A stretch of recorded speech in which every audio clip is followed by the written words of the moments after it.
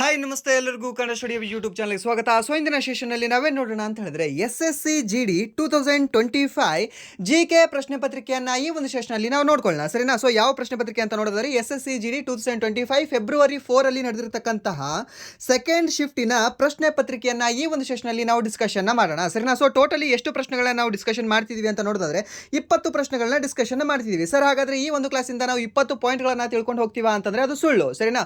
So minimum ಏನಿಲ್ಲ ಅಂದ್ರೂ ಸಹ 100 ಪಾಯಿಂಟ್ಗಳನ್ನು ನೀವು ಈ ಒಂದು ಕ್ಲಾಸಿಂದ ತಿಳ್ಕೊಂಡು ಹೋಗ್ತೀರಾ. ಓಕೆ, ಸೊ ಡೈಲಿ ನೀವು ಕ್ಲಾಸ್ನ ಮೀನ್ಸ್ ಶಿಫ್ಟ್ ವೈಸ್ ಕ್ಲಾಸ್ಗಳನ್ನು ಕೇಳ್ತಾ ಬನ್ನಿ. ಸೊ ಈ ಎಲ್ಲ ಶಿಫ್ಟ್ಗಳು ಮುಗಿಯೋದ್ರೊಳಗೆ ನಿಮ್ಮ ಜಿ ಕೆ ಏನಿದೆ ಅಲ್ವಾ, ಪರ್ಫೆಕ್ಟ್ 100% ಆಗೇ ಆಗುತ್ತೆ. ಓಕೆ, ಯಾಕೆ ಅಂತಂದರೆ ಇದೇ ಒಂದು ಲೆವೆಲಲ್ಲೇ ನಿಮ್ಮ ಮುಂಬರ್ತಕ್ಕಂತಹ SSC GD ಯಲ್ಲೂ ಸಹ ಪ್ರಶ್ನೆಗಳು ಕೇಳೋದ್ರಿಂದ ಸೊ ಈ ಕ್ಲಾಸ್ಗಳೇನಿದೆ ಅಲ್ವಾ ನಿಮಗೆ ಉಪಯೋಗ ಆಗುತ್ತೆ.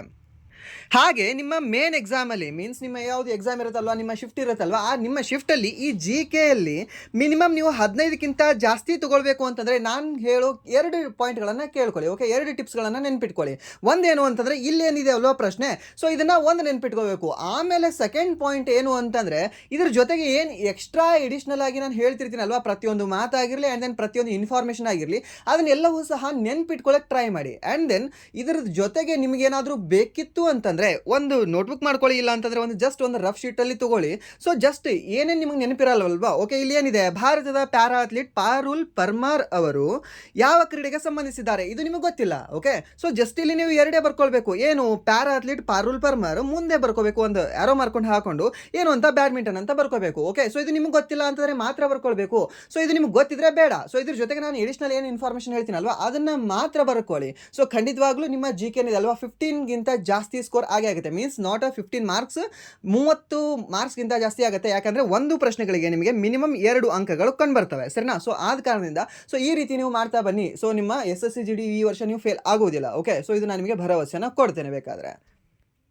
ಹಾಗಾದರೆ ತಡ ಮಾಡೋದು ಬೇಡ, ವಿಡಿಯೋನ ಸ್ಟಾರ್ಟ್ ಮಾಡೋಣವಾ? ಹಾಗಾದರೆ ಬನ್ನಿ ವಿಡಿಯೋನ ಸ್ಟಾರ್ಟ್ ಮಾಡೋಣ. ವಿಡಿಯೋ ಸ್ಟಾರ್ಟ್ ಮಾಡೋಕ್ಕಿಂತ ಮುಂಚೆ ವಿಡಿಯೋ ಕೊನೆವರೆಗೂ ನೋಡಿ ಅಂತ ಹೇಳ್ತಾ, ಹಾಗೆ ವಿಡಿಯೋ ಕೊನೆವರೆಗೂ ನೋಡಿದ ನಂತರ ವಿಡಿಯೋ ಇಷ್ಟ ಆದರೆ ಪ್ಲೀಸ್ ವಿಡಿಯೋನ ಲೈಕ್ ಮಾಡಿ, ಸಬ್ಸ್ಕ್ರೈಬ್ ಮಾಡಿ. ಇಫ್ ನಿಮಗೆ ವಿಡಿಯೋ ಇಷ್ಟ ಆಗಲಿಲ್ಲ ಅಂದರೆ ಸೊ ಆಬ್ವಿಯಸ್ಲಿ ಡಿಸ್ಲೈಕ್ ಮಾಡಿ ಅಂತ ಹೇಳ್ತಾ ಬನ್ನಿ. ಮೊದಲ ಪ್ರಶ್ನೆ ಏನಿದೆ ಅಂತ ನೋಡೋದಾದ್ರೆ, ಭಾರತದ ಪ್ಯಾರಾ ಅಥ್ಲೀಟ್ ಪಾರುಲ್ ಪರ್ಮಾರ್ ಅವರು ಯಾವ ಕ್ರೀಡೆಗೆ ಸಂಬಂಧಿಸಿದ್ದಾರೆ ಅಂತ. ಓಕೆ, ಸೊ ಯಾವ ಕ್ರೀಡೆಗೆ? ಸೊ ಇದಕ್ಕೆ ಆನ್ಸರ್ ಗೊತ್ತಿದೆ ನಮಗೆ, ಯಾವುದು? ಬ್ಯಾಡ್ಮಿಂಟನ್ ಅಂತ ಹೇಳ್ತೀವಿ. ಯಾರು ಈ ಒಂದು ಪಾರುಲ್ ಪರ್ಮಾರ್ ಅವರು ಯಾವ ಕ್ರೀಡೆಗೆ ಸಂಬಂಧಿಸಿದ್ದಾರೆ ಅಂತ ಕೇಳಿದ್ರೆ ಅವಾಗ ನಾವು ಹೇಳಬೇಕಾಗತ್ತೆ ಈ ಒಂದು ಬ್ಯಾಡ್ಮಿಂಟನ್ಗೆ ಇವರು ಸಂಬಂಧಿಸಿದ್ದಾರೆ. ಸೊ ಇವರು 2024ರಲ್ಲಿ ನ್ಯೂಸಲ್ಲಿದ್ದರು. ಯಾರು? ಈ ಪಾರುಲ್ ಪರ್ಮಾರ್ ಅವರು. ಸೊ ಆದ ಕಾರಣದಿಂದ ಇವ್ರ ಮೇಲೆ ಪ್ರಶ್ನೆನ ಕೇಳಿದ್ದಾನೆ. ಆ್ಯಂಡ್ ದೆನ್ ಈ ವರ್ಷ ನಿಮಗೆ ಕೇಳಬಹುದಲ್ಲ, ಯಾವುದು? ಶೂಟಿಂಗ್ಗೆ ಸಂಬಂಧಪಟ್ಟಿರ್ತಕ್ಕಂತಹ ವ್ಯಕ್ತಿಗಳು ಯಾರ್ಯಾರು ಅಂತ ಕೇಳಬಹುದಲ್ವಾ? ಓಕೆ, ಫಸ್ಟ್ ನೀವು ನೆನ್ಪಿಟ್ಕೋಬೇಕು, ಯಾರು? ಮನು ಭಾಕರ್ ಅವರು. ಯಾಕೆಂದರೆ ಇವರಿಗೆ ಮೇಜರ್ ಧ್ಯಾನ್ ಚಂದ್ ಅವಾರ್ಡ್ ಸಹ ಸಿಕ್ಕಿದೆ. ಯಾವುದು? ಮೇಜರ್ ಧ್ಯಾನ್ ಚಂದ್ ಅವಾರ್ಡ್ ಸಿಕ್ಕಿದೆ. ಸೊ ಆ್ಯಂಡ್ ದೆನ್ ಇವರು ಪ್ಯಾರಿಸಲ್ಲಿ 2 ಕಂಚಿನ ಪದಕಗಳನ್ನು ತಂದಿರತಕ್ಕಂತಹ ಮೊದಲ ವ್ಯಕ್ತಿಯಾಗಿದ್ದಾರೆ. ಒಂದೇ ಸೀಸನಲ್ಲಿ ಮೀನ್ಸ್ ಒಂದೇ ಒಂದು ಆವೃತ್ತಿಯಲ್ಲಿ 2 ಕಂಚಿನ ಪದಕಗಳನ್ನು ಗೆದ್ದಿರ್ತಕ್ಕಂತಹ ಮೊದಲ ಭಾರತೀಯ ಯಾರು ಅಂತ ಕೇಳಿದ್ರೆ ಇದೇ ಮನು ಭಾಕರ್ ಅವರು ಅಂತ ಹೇಳ್ತೀವಿ. ಯಾವುದರಲ್ಲಿ? 10 ಮೀಟರ್ ಶೂಟಿಂಗಲ್ಲಿ. ಓಕೆ, 10 ಮೀಟರ್ ಏರ್ ರೈಫಲ್ ಏನಿದೆ ಅಲ್ವಾ ಅದರಲ್ಲಿ ಇವರು 2 ಪದಕಗಳನ್ನು ತಂದಿದ್ದಾರೆ. ಒಂದು ಅವರ ಸಿಂಗಲ್ಸಲ್ಲಿ ಆ್ಯಂಡ್ ಇನ್ನೊಂದು ಮಿಶ್ರ ವಿಭಾಗದಲ್ಲಿ ಅಂತ ಹೇಳ್ತೀವಿ. ಹಾಗಾದರೆ ಮಿಶ್ರ ವಿಭಾಗದಲ್ಲಿ ಯಾರ ಜೊತೆಗೆ ಸೇರಿ ಇವರು ಈ ಕಂಚಿನ ಪದಕವನ್ನು ತಗೊಂಡು ಬಂದರು? ಅವಾಗ ಹೇಳಬೇಕಾಗತ್ತೆ, ಯಾರು? ಸರ್ಬ್ಜೋತ್ ಸಿಂಗ್ ಅಂತ. ಯಾರು? ಸರ್ಬ್ಜೋತ್ ಸಿಂಗ್ ಅವರ ಜೊತೆಗೆ ಸೇರಿ ಈ 10 ಮೀಟರ್ ಏರ್ ರೈಫಲ್ ಮಿಶ್ರದಲ್ಲಿ ಇವರು ಕಂಚಿನ ಪದಕವನ್ನು ಗೆಲ್ತಾರೆ. ಯಾರು? ಅಗೇನ್ ಇದೇ ಮನು ಭಾಕರ್ ಅವರು. ಓಕೆ, ಆ್ಯಂಡ್ ನೆಕ್ಸ್ಟ್ ಇನ್ನೊಬ್ರು ಯಾರು ಸರ್? ಇನ್ನೊಬ್ರು ಗೆದ್ದಿದ್ದಾರೆ ಅಲ್ಲ ಶೂಟಿಂಗಲ್ಲಿ, ಯಾರು ಅಂತ ಹೇಳಿದ್ರೆ ಅವಾಗ ನಾವು ಹೇಳಬೇಕಾಗುತ್ತೆ ಸ್ವಪ್ನಿಲ್ ಕುಸಾಲೆ ಅಂತ. ಓಕೆ, ಯಾರು? ಸ್ವಪ್ನಿಲ್ ಕುಸಾಲೆ ಅವರು. ಒಂದು ಮನು ಭಾಕರ್ ಅವರು ಆ್ಯಂಡ್ ದೆನ್ ಇನ್ನೊಂದು ಯಾರು ಅಂತ ಸರ್ಬ್ಜೋತ್ ಸಿಂಗ್ ಅವರು ಆ್ಯಂಡ್ ದೆನ್ ಈ ಸ್ವಪ್ನಿಲ್ ಕುಸಾಲೆ ಅಂತ ಹೇಳ್ತೀವಿ, ಸರಿನಾ? ಸೊ ಇವರು ಎಷ್ಟು ಮೀಟರ್ ಏರ್ ರೈಫಲಲ್ಲಿ ಪದಕವನ್ನು ತಂದರು? ಯಾವ ಪದಕ? ಕಂಚಿನ ಪದಕ. ಯಾವ ಒಂದು ರೈಫಲ್ ಅಂತ ಕೇಳಿದ್ರೆ 50 ಮೀಟರ್ ಏರ್ ರೈಫಲ್ ಇವರು ತಂದಿದ್ದಾರೆ. ಯಾರು? ಸ್ವಪ್ನಿಲ್ ಕುಸಾಲೆ ಅನ್ನೋರು. ಓಕೆ, ಸೊ ನೀವೇನಾದರೂ SSC GD ಎಕ್ಸಾಮ್ ಪಾಸ್ ಆಗೋ ಬದಲು ನೀವು RRBಯಲ್ಲಿ ಯಾವುದಾದ್ರೂ ಪಾಸ್ ಆದ್ರೆ ಈ ಸ್ವಪ್ನಿಲ್ ಕುಸಾಲೆ ಅವ್ರನ್ನ ಮೀಟ್ ಆಗ್ತೀರಾ. ಯಾಕೆ ಸರ್ ನಾವು ಅವ್ರಿಗೆ ಹೇಗೆ ಮೀಟ್ ಆಗ್ತೀವಿ? ಸೊ ಇವರು ಮುಂಬೈಯಲ್ಲೇ ವರ್ಕ್ ಮಾಡ್ತಾರೆ. ಓಕೆ, ಇವರು RRB ಡಿಪಾರ್ಟ್ಮೆಂಟಲ್ಲೇ ಎಂಪ್ಲಾಯ್ ಇದ್ದಾರೆ.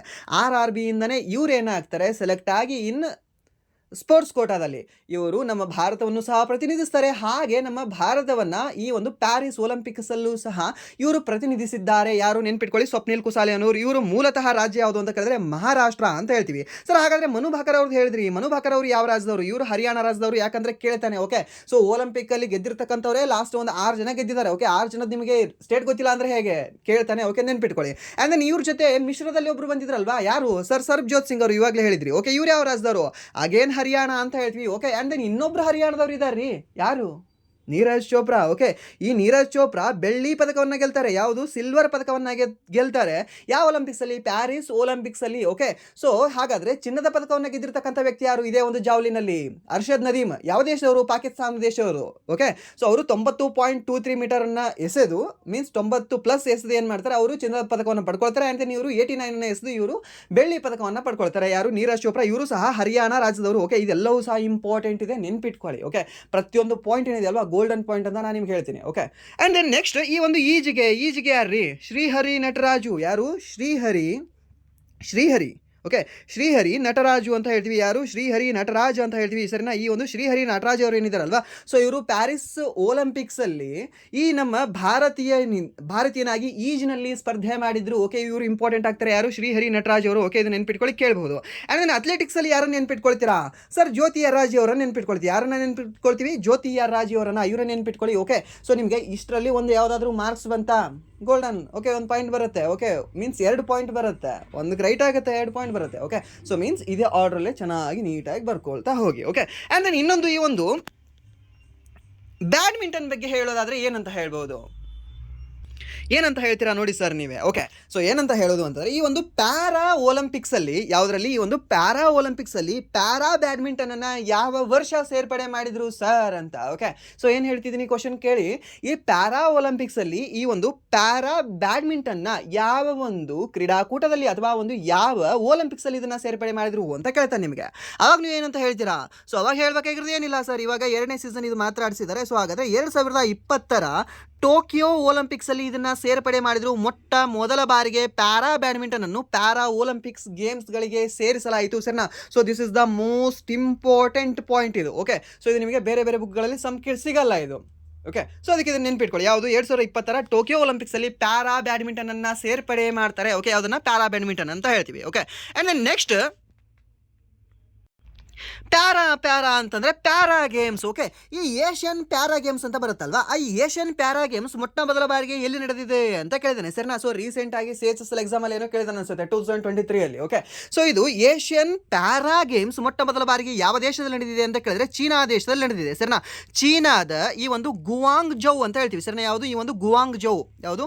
ಗುವಾಂಗ್ ಜೌ ಅಂತ ಹೇಳ್ತೀವಿ. ಈ ಒಂದು ಗುವಾಂಗ್ ಜೌನಲ್ಲಿ 2010ರಲ್ಲಿ, ಯಾವಾಗ? 2010ರಲ್ಲಿ ಮೊದಲ ಬಾರಿಗೆ ಈ ಏಷ್ಯನ್ ಪ್ಯಾರಾ ಗೇಮ್ಸ್ ನಡೀತದೆ, ಸರಿನಾ? ಸೊ ಇದು ಪ್ರತಿ 4 ವರ್ಷಗಳಿಗೊಮ್ಮೆ ನಡೀತದೆ. ಸೊ 2010 ಅಂತಂದರೆ 14ರಲ್ಲಿ, 18ರಲ್ಲಿ, 22ರಲ್ಲಿ, ಮತ್ತೆ ಇವಾಗ ನೆಕ್ಸ್ಟ್ 26ರಲ್ಲಿ ನಡೆಯಲಿದೆ. ಓಕೆ, ಇದನ್ನು ನೆನ್ಪಿಟ್ಕೊಳ್ಳಿ. ಇದನ್ನು ಸಹ ನಿಮಗೆ ಕೇಳಬಹುದು. ಇದು 4ನೇ ಬಾರಿ ಆಗಬಹುದೇನೋ, 5ನೇ ಬಾರಿ ಆಗಬಹುದೇನೋ. ಓಕೆ, ಸೊ ಇಷ್ಟು ಇಂಪಾರ್ಟೆಂಟ್ ಯಾವ ಪ್ರಶ್ನೆಯ ಬಗ್ಗೆ? ಈ ಒಂದು ಭಾರತದ ಪ್ಯಾರಾ ಅಥ್ಲೆಟ್ ಪಾರುಲ್ ಪರ್ಮಾರ್ ಅವರ ಯಾವ ಕ್ರೀಡೆಗೆ ಸಂಬಂಧಿಸಿದ್ದಾರೆ ಅನ್ನೋ ಒಂದು ವಿಷಯದ ಮೇಲೆ ಇಷ್ಟೆಲ್ಲವೂ ಸಹ ಇಂಪಾರ್ಟೆಂಟ್ ಆಗಿತ್ತು. ಓಕೆ, ಹಾಗಾದರೆ ಮುಂದಿನ ಪ್ರಶ್ನೆ ಏನಿದೆ ಅಂತ ನೋಡೋಣ. ಏನಿದೆ ಮುಂದಿನ ಪ್ರಶ್ನೆ? ಹಿಂದಿ ರಾಗಗಳಿಗೆ ರಾಕ್ ಆ್ಯಂಡ್ ರೋಲ್ ಅನ್ನು ಪರಿಚಯಿಸಿದ ಮೊದಲ ಸಂಗೀತ ನಿರ್ದೇಶಕ ಈ ಕೆಳಗಿನವರಲ್ಲಿ ಯಾರಾಗಿದ್ದಾರೆ ಅಂತ ಕೇಳಿದ್ದಾನೆ, ಸರಿನಾ? ಯಾವುದಕ್ಕೆ? ಈ ಒಂದು ಹಿಂದಿ ರಾಗಗಳಿಗೆ ಅಂತ. ಹಿಂದಿ ರಾಗಗಳಿಗೆ rock and roll, okay, means ಈ ವೆಸ್ಟರ್ನ್ ಅನ್ನ ಪರಿಚಯಿಸಿರ್ತಕ್ಕಂತಹ ಮೊದಲ ಸಂಗೀತ ನಿರ್ದೇಶಕ ಯಾರು ಅಂತ ಕೇಳಿದ್ರೆ ಅವಾಗ ನಾವು ಹೇಳ್ತೀವಿ ಈ ರಾಹುಲ್ ದೇವ್ ಬರ್ಮನ್ ಅವರು. ಓಕೆ, ಯಾವಾಗ? ಇವರು 1966ರಲ್ಲೇ ಮಾಡ್ತಾರೆ. ಯಾವಾಗ? 1966ರಲ್ಲಿ ಈ ಒಂದು ಪ್ರಯತ್ನವನ್ನು ಮಾಡ್ತಾರೆ. ಸೊ ಹಾಗಾದರೆ ಯಾವ ಒಂದು ಫಿಲ್ಮಲ್ಲಿ ಮಾಡಿದರು ಇವರು ಅಂತ ಹೇಳ್ಬೋದಾ ಯಾರಾದರೂ? ಯಾವ ಫಿಲ್ಮಲ್ಲಿ ಇದನ್ನು ಮಾಡಿದರು? ಈ ರೀತಿಯ ಒಂದು ಸಾಹಸವನ್ನು ಯಾವ ಫಿಲ್ಮಲ್ಲಿ ಮಾಡಿದರು? ಯಾವುದು ಅಂತ ಕೇಳಿದ್ರೆ ಅವಾಗ ನಾವು ಹೇಳಬೇಕಾಗುತ್ತೆ ಸರ್ ತಿಸ್ರಿ ಮಂಜಿಲ್ ಅಂತ. ಓಕೆ ಸರ್ ಏನು ಮೇಡಮ್? ತಿಸ್ರಿ ಮಂಜಿಲ್ ನೆನ್ಪಿಟ್ಕೊಳ್ಳಿ. ಓಕೆ, ಸೊ ಇದು ಸಹ ನಿಮ್ಗೆ ಕೇಳ್ಬೋದು, ಬಟ್ ಇದು ಅಷ್ಟು ಇಂಪಾರ್ಟೆಂಟ್ ಅಲ್ಲ. ಬಟ್ ಸುಮ್ಮನೆ ಎಲ್ಲೋ ಒಂದು ಮೂಲೆಯಲ್ಲಿ, ಒಂದು ಮೂಲೆಯಲ್ಲಿ ನಿಮ್ಗೆ ನೆನಪಿರಬೇಕಷ್ಟೇ. ಓಕೆ, ತಿಸ್ರಿ ಮಂಜಿಲು 3ನೇ ಮಹಡಿಯಲ್ಲಿ ಒಂದು 1966ಅಲ್ಲಿ ರಾಹುಲ್ ದೇವ್ ಬರ್ಮನ್ ಅವರು ಸುಮ್ಮನೆ ಹಿಂದಿ ರಾಗಗಳೇ ಸುಮ್ಮನೆ ಕೂಡ್ತಾ, ಇವಾಗ ನಾವು ಕ್ಲಾಸಲ್ಲಿದ್ದಾಗ ಮಾಡ್ತಿದ್ದೇವಲ್ವಾ, ಓಕೆ, ಪಾಠಗಳಿಗೆ ಒಂದು ಮ್ಯೂಸಿಕ್ ಟೋನ್ ಹಾಕೊಂಡು ಹಾಡೋದು. ಸೊ ಆ ರೀತಿ ಮಾಡಿದ್ರು ಇವರು ಅಂತ. ಯಾರು? ರಾಹುಲ್ ದೇವ್ ಬರ್ಮನ್ ಅವರು. ಓಕೆ, ಸೊ ಅದಕ್ಕಷ್ಟು ಜಾಸ್ತಿ ಇಂಪಾರ್ಟೆಂಟ್ ಇಲ್ಲ ಇದು ಕ್ವಶನ್, ಬಟ್ ಆದರೂ ಸಹ ನಿಮಗೆ ಸ್ವಲ್ಪ ಗೊತ್ತಿರಬೇಕಷ್ಟೇ. ಓಕೆ, ಮೀನ್ಸ್ ಟಫ್ ಆಗಿ ಬಂತು ಅಂದರೆ ಒಂದು ನಿಮಗೆ ಕ್ವಶನ್ ಬರುತ್ತೆ, ಬಟ್ ಈ ಕ್ವಶನ್ ಇಂಪಾರ್ಟೆಂಟ್ ಇದೆ. ಓಕೆ, ಏನಿದೆ ಅಲ್ವಾ, ಇದು ಇಂಪಾರ್ಟೆಂಟ್ ಇದೆ, ರಾಹುಲ್ ದೇವ್ ಬರ್ಮನ್ ಅವರು. ಬಟ್ ಫಿಲ್ಮ್ ಹೆಸರು ನಿಮಗೆ ಅಷ್ಟು ಇಂಪಾರ್ಟೆಂಟ್ ಇಲ್ಲ, ಆ್ಯಂಡ್ ದೆನ್ ವರ್ಷವೂ ಸಹ ನಿಮಗೆ ಅಷ್ಟು ಇಂಪಾರ್ಟೆಂಟ್ ಇಲ್ಲ, ಬಟ್ ಆದರೂ ಸಹ ನೀವು ಸುಮ್ಮನೆ ಗೊತ್ತಿರಲಿ ಅಷ್ಟೇ ಅಂತ. ಆ್ಯಂಡ್ ದೆನ್ ನೆಕ್ಸ್ಟ್ ಶ್ರೀಮತಿ ರಾಣಿ ಮಾಛಯ್ಯ ಅವರು ಡ್ಯಾಶ್ ರಾಜ್ಯದ ಉಮ್ಮತ್ತಾಟ್ ಜಾನಪದ ನೃತ್ಯ ಕಲಾವಿದೆಯಾಗಿದ್ದು ಇವರು 2023ರಲ್ಲಿ ಕಲಾಕ್ಷೇತ್ರದಲ್ಲಿ ಜಾನಪದ ನೃತ್ಯ ಪದ್ಮಶ್ರೀ ಪ್ರಶಸ್ತಿಗೆ ಭಾಜನರಾದರು ಅಂತ ಕೇಳಿದ್ದಾರೆ. ಯಾರು? ನಮ್ಮ ರಾಣಿ ಮಾಛಯ್ಯ ಅವರು. ಯಾವ ರಾಜ್ಯದವರು ಇವರು? ರಾಣಿ ಮಾಛಯ್ಯ ಅವರು ನಮ್ಮ ಕರ್ನಾಟಕದವರಾಗಿದ್ದಾರೆ. ಸರ್ ಇವ್ರ ಹೆಸರು ನಮಗೆ ಗೊತ್ತಿಲ್ಲ ಸರ್. ಓಕೆ, ಗೊತ್ತಿಲ್ಲ ಅಂತಂದರೆ ಬಿಟ್ಬಿಡಿ ಅಲ್ಲ. ಇವಾಗ ಈ ಒಂದು ಉಮ್ಮತ್ತಾಟ್ ಜಾನಪದ ನೃತ್ಯ ಯಾವ ರಾಜ್ಯದಲ್ಲಿ ಮಾಡ್ತಾರೆ ಅಂತ ಕೇಳಿದ್ರೆ ನಮ್ಮ ಕರ್ನಾಟಕದಲ್ಲಿ. ಸರ್ ಜಿಲ್ಲಾ ಹೇಳಿಬಿಡಿ sir, K for Karnataka, K for Kodagu ಅಂತ ಹೇಳ್ತೀವಿ. ಸರ್ ಈ ಒಂದು ಕೊಡಗಿನಲ್ಲಿ, ಈ ಒಂದು ಮಡಿಕೇರಿಯಲ್ಲಿ ಈ ಒಂದು ಉಮ್ಮತ್ತಾಡ್ ಜಾನಪದ ನೃತ್ಯವನ್ನು ಮಾಡ್ತಾರೆ. ಯಾರು ಮಾಡ್ತಾರೆ? ಕೊಡವಾಸ್ ಮಾಡ್ತಾರೆ. ಓಕೆ, ಕೊಡವ ಅಂತ ಹೇಳ್ತೀವಲ್ವ, ಕೊಡವಾ ಕಮ್ಯುನಿಟಿ. ಆ ಕೊಡವಾ ಕಮ್ಯುನಿಟಿಯವರು ಈ ಒಂದು ಉಮ್ಮತ್ತಾಡ್ ಜಾನಪದ ನೃತ್ಯವನ್ನು ಮಾಡ್ತಾರೆ. ಓಕೆ, ಸೊ ಯಾರು ಅದರಲ್ಲಿ ಫೇಮಸ್ ಇದ್ದಾರೆ ಅಂತ ಕೇಳಿದ್ರೆ ಶ್ರೀಮತಿ ರಾಣಿ ಮಾಚಯ್ಯ ಅವರು ಫೇಮಸ್ ಇದ್ದಾರೆ. ಯಾರು? ಶ್ರೀಮತಿ ರಾಣಿ ಮಾಚಯ್ಯ ಅಂತ ಹೇಳ್ತೀವಿ. ಸೊ ಯಾವ ರಾಜ್ಯ ಅಂತ ಕೇಳಿದ್ರೆ ಅವಾಗ ನಾವು ಹೇಳಬೇಕಾಗುತ್ತೆ ಕರ್ನಾಟಕ ರಾಜ್ಯ. ಓಕೆ, ಇದು ಈ ಪ್ರಶ್ನೆ ಏನಿದೆ ಅಲ್ವಾ, ಉಮ್ಮತ್ತಾಟ್ ಜಾನಪದ ನೃತ್ಯ 2023 MTS ಕ್ವಶನ್ ಪೇಪರ್. ಓಕೆ, ಆ ಕ್ವಶನ್ ಪೇಪರಲ್ಲಿ ಈ ಪ್ರಶ್ನೆ ಕೇಳಿದ್ದಾನೆ. ಓಕೆ, ಸೊ ಇದನ್ನು ಸಹ ನಿಮಗೆ ಗೊತ್ತಿರಲಿ, ಯಾಕೆಂದರೆ ನಿಮಗೆ ರಿಪೀಟ್ ಆಗ್ತಾ ಇದ್ದಾವೆ. SSC MTS ಅಲ್ಲಿ ಕೇಳಿರೋದು, CHSL ಕೇಳಿರೋದು, ಆ್ಯಂಡ್ ದೆನ್ CGL ಅಲ್ಲಿ ಕೇಳಿರೋದು ಸಹ ನಿಮಗೆ ರಿಪೀಟ್ ಮಾಡಿ ಮತ್ತೊಂದು ಕ್ವಶನ್ ಪೇಪರಲ್ಲಿ ತಗೊಂಡು ಬಂದೇ ಬರ್ತಾನೆ. ಓಕೆ, ಆ್ಯಂಡ್ ದೆನ್ ನಿಮಗೆ ಮತ್ತೆ ರಿಪೀಟ್ ಆಗ್ಬೋದು, ಉಮ್ಮತ್ತಾಡ್ ಜಾನಪದ ನೃತ್ಯ ಯಾವ ರಾಜ್ಯದ ಜಾನಪದ ನೃತ್ಯವಾಗಿದೆ ಅಂತ ಅವಾಗ ನೀವು ಹೇಳಬೇಕಾಗತ್ತೆ ಈ ಒಂದು ಕರ್ನಾಟಕ ರಾಜ್ಯದ ಜಾನಪದ ನೃತ್ಯವಾಗಿದೆ. ಹಾಗಾದರೆ ಇನ್ನೊಂದು ಫೇಮಸ್ ಇದೆಯಲ್ಲ ನಮ್ಮ ಕರ್ನಾಟಕದ್ದು, ಯಾವುದು ಹೇಳ್ತೀವಿ ನಾವು? ಯಕ್ಷಗಾನ. ಯಾವುದು ಹೇಳ್ತೀವಿ? ಈ ಒಂದು ಯಕ್ಷಗಾನ ಅಂತ ಹೇಳ್ತೀವಿ. ಯಾವ ಗಾನ? ಯಕ್ಷಗಾನ. ಓಕೆ, ಇದನ್ನು ಸಹ ನೆನ್ಪಿಟ್ಕೊಳ್ಳಿ, ಕೇಳಬಹುದು ನಿಮಗೆ. ಆ್ಯಂಡ್ ದೆನ್ ಶಾಸ್ತ್ರೀಯ ನೃತ್ಯಗಳು ಯಾವುದೇ ಇದರಲ್ಲಿ ಇದ್ದಾವೆ? ತೆಲಂಗಾಣದಲ್ಲಿ ಇಲ್ಲ, ಗೋವಾದಲ್ಲಿ ಇಲ್ಲ, ಕರ್ನಾಟಕದಲ್ಲಿ ಇಲ್ಲ, ಕೇರಳದಲ್ಲಿ ಮಾತ್ರ ಎರಡಿದ್ದಾವೆ. ಒಂದು ಕಥಕಳಿ ಅಂತ ಹೇಳ್ತೀವಿ, ಆ್ಯಂಡ್ ದೆನ್ ಇನ್ನೊಂದು ಮೋಹಿನಿಯಟ್ಟಂ ಅಂತ ಹೇಳ್ತೀವಿ. ಸರ್ ಈ ಒಂದು ಕಥಕಳಿ ಮತ್ತು ಮೋಹಿನಿಯಟ್ಟಂ ಯಾವ ರಾಜ್ಯದ ಶಾಸ್ತ್ರೀಯ ನೃತ್ಯಗಳಾಗಿದ್ದಾವೆ? ಮೀನ್ಸ್ ಈ ಕ್ಲಾಸಿಕಲ್ ಡ್ಯಾನ್ಸ್ ಆಗಿದ್ದಾವೆ ಅಂತ ಕೇಳಿದ್ರೆ ಅವಾಗ ನಾವು ಹೇಳಬೇಕಾಗುತ್ತೆ ಕೇರಳ ರಾಜ್ಯ ಅಂತ. ಓಕೆ, ಸೊ ಅದನ್ನು ನೆನ್ಪಿಟ್ಕೊಳ್ಳಿ. ಆ್ಯಂಡ್ ದೆನ್ ನೆಕ್ಸ್ಟ್ ಪ್ರಶ್ನೆ, ಜವಳಿ ಕಾರ್ಖಾನೆಗಳಲ್ಲಿ ಬಟ್ಟೆಯನ್ನು ಬಿಳಿಯಾಗಿಸಲು, ಯಾವುದನ್ನ? ಈ ಒಂದು ಬಟ್ಟೆಯನ್ನು ಬಿಳಿಯಾಗಿಸಲು ಅಥವಾ ಬಣ್ಣಗಳನ್ನು ತೆಗೆದುಹಾಕಲು ಯಾವ ರಾಸಾಯನಿಕವನ್ನು ಬಳಸಲಾಗುತ್ತದೆ ಅಂತ ಕೇಳಿದ್ದಾರೆ. ಸರಿನಾ? Calcium oxychloride, sodium carbonate, calcium chloride and then sodium hydrogen carbonate ಅಂತ ಕೊಟ್ಟಿದ್ದಾನೆ. ಓಕೆ, ಸೊ ಇದಕ್ಕೆ ಸರಿಯಾದ ಉತ್ತರ ಯಾವುದಾಗುತ್ತೆ ಅಂದರೆ ಈ ಒಂದು ಕ್ಯಾಲ್ಸಿಯಂ ಆಕ್ಸಿಕ್ಲೋರೈಡ್ ಅಂತ ಹೇಳ್ತೀವಿ. ಯಾವುದು? ಈ ಒಂದು ಕ್ಯಾಲ್ಸಿಯಂ ಆಕ್ಸಿಕ್ಲೋರೈಡ್ ಅಂತ ಹೇಳ್ತೀವಿ. ಓಕೆ, ಸೊ ಇದೇನು ಮಾಡ್ತದೆ ಅಂತ ನೋಡೋದಾದರೆ ಇದಕ್ಕೆ ಜಾಸ್ತಿ ಉತ್ಕರ್ಷಣ ಗುಣಲಕ್ಷಣಗಳನ್ನು ಹೊಂದಿದೆ. ಇದು ಯಾವುದು? ಈ ಒಂದು ಕ್ಯಾಲ್ಸಿಯಂ ಆಕ್ಸಿಕ್ಲೋರೈಡ್ ಅನ್ನೋದೇನಿದೆ ಅಲ್ವಾ, ಜಾಸ್ತಿ ಉತ್ಕರ್ಷಣ ಗುಣವನ್ನು ಹೊಂದಿದೆ. ಮೀನ್ಸ್ ಅದರ ಮೇಲ್ಗಡೆ ಇರತಕ್ಕಂತಹ ಎಲ್ಲವೂ ಸಹ ಈ ಒಂದು ಕಲರ್ನ ತೆಗೆದುಹಾಕಲು ಇದು ಸಹಾಯ ಮಾಡ್ತದೆ. ಓಕೆ, ಯಾವುದು? ಈ ಒಂದು ಕ್ಯಾಲ್ಸಿಯಂ ಆಕ್ಸಿಕ್ಲೋರೈಡ್ ಅಂತ ಹೇಳ್ತೀವಿ. ಆ್ಯಂಡ್ ದೆನ್ ಈ ಒಂದು ಕ್ಯಾಲ್ಸಿಯಂ ಆಕ್ಸಿಕ್ಲೋರೈಡನ್ನು ನಾವು ಯಾವ ಹೆಸರಿಂದ ಕರಿತೀವಿ? ಇನ್ನೊಂದು ಹೆಸರಿನಿಂದ ಅಂತ ಕೇಳ್ಬೋದು ನಿಮಗೆ. ಅವಾಗ ನೀವು ಹೇಳಬೇಕಾಗತ್ತೆ ಬ್ಲೀಚಿಂಗ್ ಪೌಡರ್ ಅಂತ ಕರಿತೀವಿ. ಸರ್ ಇದನ್ನು ಏನಂತ ಕರಿತೀವಿ? ಬ್ಲೀಚಿಂಗ್ ಪೌಡರ್ ಅಂತ ಕರಿತೀವಿ. ಇದನ್ನು ಯಾವುದನ್ನ? ಈ ಒಂದು ಕ್ಯಾಲ್ಸಿಯಂ ಆಕ್ಸಿಕ್ಲೋರೈಡನ್ನು. ಓಕೆ, ಸೊ ಹಾಗಾದರೆ ಇದರ ಒಂದು ರಾಸಾಯನಿಕ ಸೂತ್ರವೂ ಸಹ ನಿಮಗೆ ಗೊತ್ತಿದ್ರೆ ಏನು ಪ್ರಾಬ್ಲಮ್ ಇಲ್ಲ ಅಲ್ವಾ? ಏನಿದೆ ಇದರ ಒಂದು ರಾಸಾಯನಿಕ ಸೂತ್ರ? CaOCl2 ಅಂತ ಹೇಳ್ತೀವಿ. ಓಕೆ, CaOCl2 ಅನ್ನೋದು ಇದರ ಒಂದು ರಾಸಾಯನಿಕ ಸೂತ್ರವಾಗಿದೆ. ಸರ್ ಇದು ಬ್ರ್ಯಾಕೆಟ್ ಇದೆ, ಇದು ಬ್ರ್ಯಾಕೆಟ್ ಹಾಕಿದ್ದೀನಿ. ಓಕೆ, ಸೊ ಸ್ವಲ್ಪ ಹ್ಯಾಂಡ್ ರೈಟಿಂಗ್ ಏನಿದೆ ಅಲ್ವಾ, ಸೊ ಇದರಲ್ಲಿ ಸ್ವಲ್ಪ ಚೆನ್ನಾಗಿ ಆಗೋದಿಲ್ಲ. ಮೀನ್ಸ್ ಸ್ಕ್ರೀನ್ ಮೇಲೆ ಸ್ವಲ್ಪ ಬರೆಯೋದು ಮಾಡೋದಕ್ಕೆ. ಸೊ ಪ್ಲೀಸ್ ಸ್ವಲ್ಪ ಅಡ್ಜಸ್ಟ್ ಮಾಡ್ಕೊಳ್ಳಿ. ಓಕೆ, CaOCl2 ಅನ್ನೋದು ಇದ್ಯಾವುದು? ಕ್ಯಾಲ್ಸಿಯಂ ಆಕ್ಸಿಕ್ಲೋರೈಡ್ ಮೀನ್ಸ್ ಬ್ಲೀಚಿಂಗ್ ಪೌಡರ್ನ ಒಂದು ರಾಸಾಯನಿಕ ಸೂತ್ರವಾಗಿದೆ. ಓಕೆ, ಆ್ಯಂಡ್ ದೆನ್ ನೆಕ್ಸ್ಟ್ ಈ ಒಂದು ಸೋಡಿಯಂ ಕಾರ್ಬೋನೇಟ್. ಇದನ್ನು ಸೋಡಿಯಂ ಕಾರ್ಬೋನೇಟನ್ನು ಎಲ್ಲಿ ಯೂಸ್ ಮಾಡ್ತೀವಿ ನಾವು? ಈ ಸೋಡಿಯಂ ಕಾರ್ಬೋನೇಟನ್ನು ನಾವು ಈ ನಾರುಗಳಿರ್ತಾವಲ್ವ, ಆ ಫೈಬರ್ ಪಾರ್ಟ್ಸ್ ಏನಿರುತ್ತಲ್ವ ಅದರ ಮೇಲೆ ಈ ಒಂದು ಬಣ್ಣವನ್ನು ಸರಿಪಡಿಸಲು ಇದನ್ನು ಯೂಸ್ ಮಾಡ್ತೀವಿ. ಯಾವುದನ್ನು? ಈ ಒಂದು ಸೋಡಿಯಂ ಕಾರ್ಬೋನೇಟ್ ಅನ್ನೋದನ್ನು. ಓಕೆ, ಆ್ಯಂಡ್ ದೆನ್ ನೆಕ್ಸ್ಟ್ ಈ ಒಂದು ಸೋಡಿಯಂ ಹೈಡ್ರೋಜನ್ ಕಾರ್ಬೋನೇಟ್ ಏನಿದು? ಸೋಡಿಯಂ ಹೈಡ್ರೋಜನ್ ಕಾರ್ಬೋನೇಟ್ ಎಲ್ಲಿ ಯೂಸ್ ಮಾಡ್ತೀವಿ ಇದನ್ನು ನಾವು? ಹೇಳ್ಬೋದಾ? NaHCO3 ಅಂತ ಹೇಳ್ತೀವಿ. ಈ ಆಮ್ಲವನ್ನು, ಓಕೆ, ಈ ಒಂದು ಆ್ಯಸಿಡನ್ನು ನ್ಯೂಟ್ರಲೈಸೇಷನ್ ಮಾಡೋಕ್ಕೆ ಇದನ್ನು ಬಳಸ್ತೀವಿ. ಎಲ್ಲಿ? ಈ ಒಂದು ಜವಳಿ ಸಂಸ್ಕರಣೆಯಲ್ಲಿ ಈ ಆಮ್ಲವನ್ನು ನ್ಯೂಟ್ರಲೈಸೇಷನ್ ಮಾಡೋಕ್ಕೆ ಮೀನ್ಸ್ ತಟಸ್ಥೀಕರಣಗೊಳಿಸೋಕ್ಕೆ ಇದನ್ನು ಬಳಸ್ತೀವಿ. ಯಾವುದನ್ನು? Sodium hydrogen ಕಾರ್ಬೋನೇಟನ್ನು. ಓಕೆ, NaHCO3 ನೀವು ಕೇಳಿರ್ತೀರಾ? NaHCO3. ಓಕೆ, ಅಡುಗೆ ಸೋಡಾ ಅಂತ ಹೇಳ್ತೀರಲ್ವ, ಅದೇ ನೋಡಿ ಇದು. ಓಕೆ, ಆ್ಯಂಡ್ ದೆನ್ ಬಟ್ಟೆ ಹಾಕೋ ಸೋಡಾ ಅಂತ ಹೇಳ್ತೀರಲ್ವ, ಇದೇ ನೋಡಿ ಅದು. ಯಾವುದು? ಸೋಡಿಯಂ ಕಾರ್ಬೋನೇಟ್ ಅನ್ನೋದು ಬಟ್ಟೆ ಹಾಕೋ ಸೋಡಾ. ಹಾಗೆ ಈ ಒಂದು ಸೋಡಿಯಂ ಹೈಡ್ರೋಜನ್ ಕಾರ್ಬೋನೇಟ್ ಅನ್ನೋದು ನಾವು ಮನೆಯಲ್ಲಿ ಮೀನ್ಸ್ ಈ ಇಡ್ಲಿ ದೋಸೆಗೆಲ್ಲ ಹಾಕ್ತಾರಲ್ವ, ಆ ಸೋಡಾ ಇದು. ಯಾವುದು? ಸೋಡಿಯಂ ಹೈಡ್ರೋಜನ್ ಕಾರ್ಬೋನೇಟ್ ಅನ್ನೋದು. ಓಕೆ, ಇದನ್ನು ನೆನ್ಪಿಟ್ಕೊಳ್ಳಿ, ಕೇಳಬಹುದು ನಿಮಗೆ. ಆ್ಯಂಡ್ ದೆನ್ ನೆಕ್ಸ್ಟ್, ಈ ಕೆಳಗಿನವರಲ್ಲಿ ಯಾರಿಗೆ ರಾಜ್ಯದ ವಿಧಾನಸಭೆಯನ್ನು ವಿಸರ್ಜಿಸುವ ಅಧಿಕಾರ ಇದೆ ಅಂತ ಕೇಳಿದ್ದಾನೆ. ಸರಿನಾ? ಈ ಒಂದು ರಾಜ್ಯದ ವಿಧಾನಸಭೆಯನ್ನು ವಿಸರ್ಜಿಸುವ ಅಧಿಕಾರ ಯಾರಿಗಿದೆ? ರಾಜ್ಯದ ಮುಖ್ಯ ಕಾರ್ಯದರ್ಶಿಗಿದೆ, ಹೈಕೋರ್ಟ್ನ ಮುಖ್ಯ ನ್ಯಾಯಮೂರ್ತಿಗಳಿಗಿದೆ, ರಾಜ್ಯದ ಮುಖ್ಯಮಂತ್ರಿಗಿದೆ, ರಾಜ್ಯದ ರಾಜ್ಯಪಾಲರಿಗಿದೆ. ಓಕೆ, ಇದನ್ನು ನೆನ್ಪಿಟ್ಕೊಳ್ಳಿ ನೀವು. ಈ ವಿಧಾನಸಭೆಯನ್ನು ವಿಸರ್ಜಿಸುವ ಅಧಿಕಾರ ರಾಜ್ಯಪಾಲರಿಗೆ ಇದೆ. ಹಾಗೆ ಲೋಕಸಭೆಯನ್ನು ವಿಸರ್ಜಿಸುವ ಅಧಿಕಾರ ರಾಷ್ಟ್ರಪತಿಗಳಿಗಿದೆ. ಓಕೆ, ಈ ಪ್ರಧಾನಮಂತ್ರಿಗೆ ಆಗಿರಲಿ ಆ್ಯಂಡ್ ದೆನ್ ಈ ಒಂದು ಮುಖ್ಯಮಂತ್ರಿಗೆ ಆಗಿರಲಿ ಯಾವುದೇ ಕೆಲಸ ಇಲ್ಲ. ಓಕೆ, ಅವ್ರು ಏನಾದರೂ ವಿಸರ್ಜಿಸು ಅಂತ ಹೇಳ್ಬಹುದು, ಬಟ್ ವಿಸರ್ಜನೆ ನಾನೇ ಮಾಡ್ತೀನಿ ಅಂತ ಕೂತ್ಕೊಳ್ಳೋಕ್ಕಾಗಲ್ಲ. ಯಾರು? ಈ ಒಂದು ಪ್ರಧಾನಮಂತ್ರಿ ಆಗಿರಲಿ ಆ್ಯಂಡ್ ದೆನ್ ಪ್ರಧಾನಮಂತ್ರಿಗಳು. ಓಕೆ, ಅದನ್ನ ನೆನ್ಪಿಟ್ಕೊಳ್ಳಿ, ಕೇಳಬಹುದು ನಿಮಗೆ, ಸರಿನಾ. ಸೊ ಇಲ್ಲಿ ವಿಸರ್ಜಿಸುವ ಅಧಿಕಾರ ಹಾಗೆ ರಚನೆ ಮಾಡುವ ಅಧಿಕಾರ ಯಾರಿಗಿದೆ ಅಂದರೆ ಈ ರಾಜ್ಯಪಾಲರಿಗೆ ಇದೆ. ಓಕೆ, ಸೊ ಅದನ್ನ ನೆನ್ಪಿಟ್ಕೊಳ್ಳಿ, ಕೇಳಬಹುದು. ಆ್ಯಂಡ್ ದೆನ್ ಕೇಳ್ತಾನೆ ನಿಮಗೆ. ಆ್ಯಂಡ್ ದೆನ್ ಈ ಒಂದು ಹೈಕೋರ್ಟ್ನ ಮುಖ್ಯ ನ್ಯಾಯಮೂರ್ತಿಗಳು. ಸೊ ಈ ಹೈಕೋರ್ಟ್ನ ಮುಖ್ಯ ನ್ಯಾಯಮೂರ್ತಿಗಳು ಏನು ಮಾಡಬಹುದು? ಈ ಹೈಕೋರ್ಟ್ನ ಮುಖ್ಯ ನ್ಯಾಯಮೂರ್ತಿಗಳ ಈ ಒಂದು ರಾಜ್ಯದ ರಾಜ್ಯಪಾಲರಿಗೆ ಪ್ರಮಾಣ ವಚನವನ್ನು ಬೋಧನೆ ಮಾಡ್ತಾರೆ, ಸರಿನಾ. ರಾಜ್ಯದ ರಾಜ್ಯಪಾಲರಿಗೆ ಪ್ರಮಾಣ ವಚನವನ್ನು ಬೋಧನೆ ಮಾಡತಕ್ಕಂತಹ ವ್ಯಕ್ತಿ ಯಾರು ಅಂತ ಕೇಳ್ಬೋದು. ಅವಾಗೂ ಹೇಳಬೇಕಾಗುತ್ತೆ ಹೈಕೋರ್ಟ್ನ ಮುಖ್ಯ ನ್ಯಾಯಮೂರ್ತಿ. ಆ್ಯಂಡ್ ದೆನ್ ಈ ರಾಜ್ಯದ ಮುಖ್ಯಮಂತ್ರಿಗೆ ಈ ಒಂದು ಪ್ರಮಾಣ ವಚನವನ್ನು ಬೋಧನೆ ಮಾಡಿರ್ತಕ್ಕಂತಹ ವ್ಯಕ್ತಿ ಯಾರು ಅಂತ ಕೇಳ್ತಾನೆ. ಅವಾಗೂ ಹೇಳಬೇಕಾಗುತ್ತೆ ರಾಜ್ಯದ ರಾಜ್ಯಪಾಲರು. ಸೊ ಪ್ರಶ್ನೆ ಹೀಗೆ ಕೇಳ್ತಾನೆ, ಸ್ವಲ್ಪ ಡಿಫ್ರೆಂಟ್ ಆಗಿ ಕೇಳ್ತಾನೆ. ಏನು? ರಾಜ್ಯದ ಮುಖ್ಯಮಂತ್ರಿಗೆ ಈ ಕೆಳಗಿನ ಯಾರು ಪ್ರಮಾಣ ವಚನವನ್ನು ಬೋಧನೆ ಮಾಡ್ತಾರೆ ಅಂತ.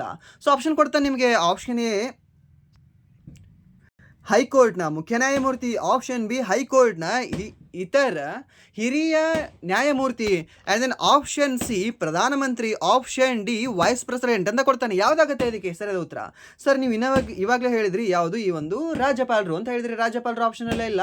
ಹೌದು, ರಾಜ್ಯಪಾಲರು ಆಪ್ಷನಲ್ಲಿ ಇರಲಿಲ್ಲ ಅಂತಂದರೆ, ರಾಜ್ಯಪಾಲರು ಏನಾದರೂ ಆ ರಾಜ್ಯದಲ್ಲಿ ಇರಲಿಲ್ಲ ಅಂತಂದರೆ, ಅಥವಾ ಅವ್ರಿಗೆ ಏನಾದರೂ ಹುಷಾರಿರಲಿಲ್ಲ ಅಂತಂದರೆ, ಆ ಸಮಯದಲ್ಲಿ ಬಂದು ಈ ಒಂದು ಪ್ರಮಾಣ ವಚನವನ್ನು ಬೋಧನೆ ಮಾಡ್ತಕ್ಕಂಥ ವ್ಯಕ್ತಿ ಯಾರು ಅಂತ ಕೇಳಿದ್ರೆ ಹೈಕೋರ್ಟ್ನ ಮುಖ್ಯ ನ್ಯಾಯಮೂರ್ತಿಗಳು ಅಂತ ಹೇಳ್ತೀವಿ, ಸರಿನಾ. ಸೊ ಅವರಿಲ್ಲ ಅಂತಂದರೆ ಅವರ ಒಂದು ಚಾರ್ಜ್ನ ಇವ್ರು ತಗೊಳ್ತಾರೆ. ಯಾರು? ಈ ಒಂದು ಹೈಕೋರ್ಟ್ನ ಚೀಫ್ ಜಡ್ಜ್ ಅವರು. ಓಕೆ, ಸೊ ಇದನ್ನು ಸಹ ನೆನ್ಪಿಟ್ಕೊಳ್ಳಿ, ಕೇಳಬಹುದು ನಿಮಗೆ. ಆ್ಯಂಡ್ ದೆನ್ ರಾಜ್ಯದ ಮುಖ್ಯ ಕಾರ್ಯದರ್ಶಿ. ಓಕೆ, ಕರ್ನಾಟಕ ಎಕ್ಸಾಮ್ ಬರೆಯೋರಿಗೆ ಇದನ್ನು ನೆನ್ಪಿಟ್ಕೊಳ್ಳಿ. ನಮ್ಮ ಕರ್ನಾಟಕ ರಾಜ್ಯದ ಪ್ರಸ್ತುತ ರಾಜ್ಯ ಮುಖ್ಯ ಕಾರ್ಯದರ್ಶಿ ಯಾರಾಗಿದ್ದಾರೆ? ಸೆಕ್ರೆಟರಿ ರೀ, ಚೀಫ್ ಸೆಕ್ರೆಟರಿ ಯಾರಿದ್ದಾರೆ? ಶಾಲಿನಿ ರಜನೀಶ್ ಅವರಲ್ವಾ? ಯಾರು? ಶಾಲಿನಿ ರಜನೀಶ್ ಅವರು. ಇವ್ರನ್ನ ಸಹ ನೆನ್ಪಿಟ್ಕೊಳ್ಳಿ. ಸೆಂಟ್ರಲಲ್ಲೆಲ್ಲ ಮೀನ್ಸ್ SSGD ಅವ್ರು ನೆನ್ಪಿಟ್ಕೊಳ್ಬಿಡಿ ಇದನ್ನು. ಸ್ಟೇಟ್ ಗೌರ್ಮೆಂಟ್ ಯಾರು ಎಕ್ಸಾಮ್ ಬರೀತಿದ್ರಲ್ವಾ ಅವ್ರು ಇದನ್ನು ನೆನ್ಪಿಟ್ಕೊಳ್ಳಿ. ಯಾರು? ಶಾಲಿನಿ ರಜನೀಶ್ ಅನ್ನೋರನ್ನ. ಓಕೆ, ಆ್ಯಂಡ್ ದೆನ್ ನೆಕ್ಸ್ಟ್ ಪ್ರಶ್ನೆ, ಯಾವ ಪಂಚವಾರ್ಷಿಕ ಯೋಜನೆಯು ಅವಧಿ ಪೂರ್ಣಗೊಳ್ಳುವ ಮುನ್ನವೇ ಕೊನೆಗೊಂಡಿತ್ತು ಮತ್ತು ಏಕೆ ಅಂತ ಕೇಳಿದ್ದಾನೆ. ಓಕೆ, ಸೊ ಇದು ಯಾಕೆ? ಸೊ ಇದು ನಿಮಗೆ ಸಾಕಷ್ಟು ಕ್ಲಾಸ್ಗಳಲ್ಲಿ ಹೇಳಿದ್ದೀನಿ ನೋಡಿ. ಇಲ್ಲಿ ಬಂದಿದೆ ನೋಡಿ ಪ್ರಶ್ನೆ ನಿಮಗೆ. ಏನಂತ? 5ನೇ ಪಂಚವಾರ್ಷಿಕ ಯೋಜನೆ ಏನಿದೆ ಅಲ್ವಾ, ಸೊ ಇದು 1974ರಲ್ಲಿ ಪ್ರಾರಂಭ ಆಗುತ್ತೆ. ಸೊ ಹಾಗಾದರೆ 5 ವರ್ಷ ಕೂಡಿಸ್ಕೊಳ್ಳಿ, ಎಷ್ಟಾಗುತ್ತೆ? 1979 ಆಗಬೇಕಾಗಿತ್ತು. ಸೊ ಇದು ಎಂಡ್ ಆಗಿದ್ದಾವಾಗ, ಕೊನೆಗೊಂಡಿದ್ದಾವಾಗ ಅಂತ ಕೇಳಿದ್ರೆ 1978ರಲ್ಲಿ ಅಂತ ಹೇಳ್ತೀವಿ. ಸರ್ ಯಾಕೆ ಸರ್ 78ರಲ್ಲೇ ಕೊನೆಗೊಳ್ತು? ಏನಿಲ್ಲ, 1977ರಲ್ಲಿ 1977ರಲ್ಲಿ ಏನಾಗುತ್ತೆ? ಕಾಂಗ್ರೆಸ್ ಸರ್ಕಾರ ಮೊಟ್ಟ ಮೊದಲ ಬಾರಿಗೆ ಅದು ನೆಲ ಕಚ್ಚುತ್ತೆ. ಹಾಗೆ ಈ ಒಂದು ಜನತಾ ಸರ್ಕಾರ ಏನಿದೆ ಅಲ್ವಾ, ಜನತಾದಳ ಏನಿದೆ ಅಲ್ವಾ, ಅದು ಮೇಲೆ ಬರುತ್ತೆ, ಮೀನ್ಸ್ ಸರ್ಕಾರಕ್ಕೆ ಬರುತ್ತೆ. ಸರ್ಕಾರದ ಮುಖ್ಯಸ್ಥ ಯಾರಾಗಿರ್ತಾರೆ? ಈ ಮೊರಾರ್ಜಿ ದೇಸಾಯಿ ಅವರಾಗಿರ್ತಾರೆ. ಮೀನ್ಸ್ ಮೊರಾರ್ಜಿ ದೇಸಾಯಿ ಅವರು ಪ್ರಧಾನಮಂತ್ರಿ ಆಗಿರ್ತಾರೆ. ಸೊ ಅವ್ರಿಗೆ ಹೇಗೆ ಮತ್ತೊಂದು ಪಕ್ಷದ ಒಂದು ಯೋಜನೆಗಳು ಇಷ್ಟ ಆಗ್ತವೆ? ಇಷ್ಟ ಆಗೋದಿಲ್ಲ. ಸೊ ಅದಕ್ಕೆ ಅದನ್ನು ಕಿತ್ತು ಹಾಕ್ತಾರೆ. ಮೀನ್ಸ್ ಅದನ್ನು ಅವಧಿ ಪೂರ್ಣಗೊಳ್ಳುವ ಮುನ್ನವೇ ಅದನ್ನು ಕಡಿತಗೊಳಿಸ್ತಾರೆ. ಓಕೆ, ಅದನ್ನು ಎಂಡ್ ಮಾಡ್ತಾರೆ. ಓಕೆ, ಟಾಟಾ ಬೈ ಬೈ ಅಂತ ಹೇಳ್ತಾರೆ. ಯಾವುದಕ್ಕೆ? 5ನೇ ಪಂಚವಾರ್ಷಿಕ ಯೋಜನೆ. ಸೊ ಇಲ್ಲಿ ಒಂದು ಫನ್ ಫ್ಯಾಕ್ಟ್ ಏನಂತ ನೆನ್ಪಿಟ್ಕೊಳ್ಳಿ. ಪಂಚ ಅಂದರೆ ಏನು? 5.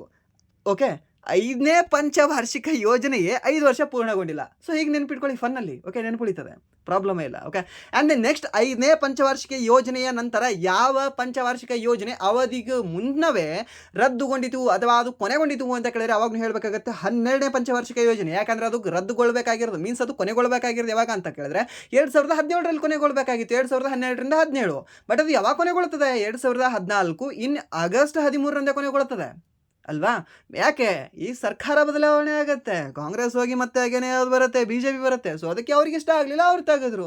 ಓಕೆ, ಇವಾಗಲೂ ಸಹ MG ನರೇಗಾ ಅದು ತೆಗೆದು VBG ರಾಮ್ ಜಿ ಅಂತ ಒಂದು ಮಾಡಿಲ್ವಾ ಅಲ್ವಾ? So like that. ಹಾಗೆ ಸರ್ಕಾರಗಳು ಬದಲಾಗ್ತಾ ಹೋದಾಗ ಆ ಒಂದು ಯೋಜನೆಗಳ ಹೆಸರುಗಳು ಇಲ್ಲ ಅಂತಾನೆ ಯೋಜನೆಗಳು ಹೇಗೆ ಅಂತಂದರೆ ಬದಲಾಗ್ತಾ ಹೋಗ್ತವೆ.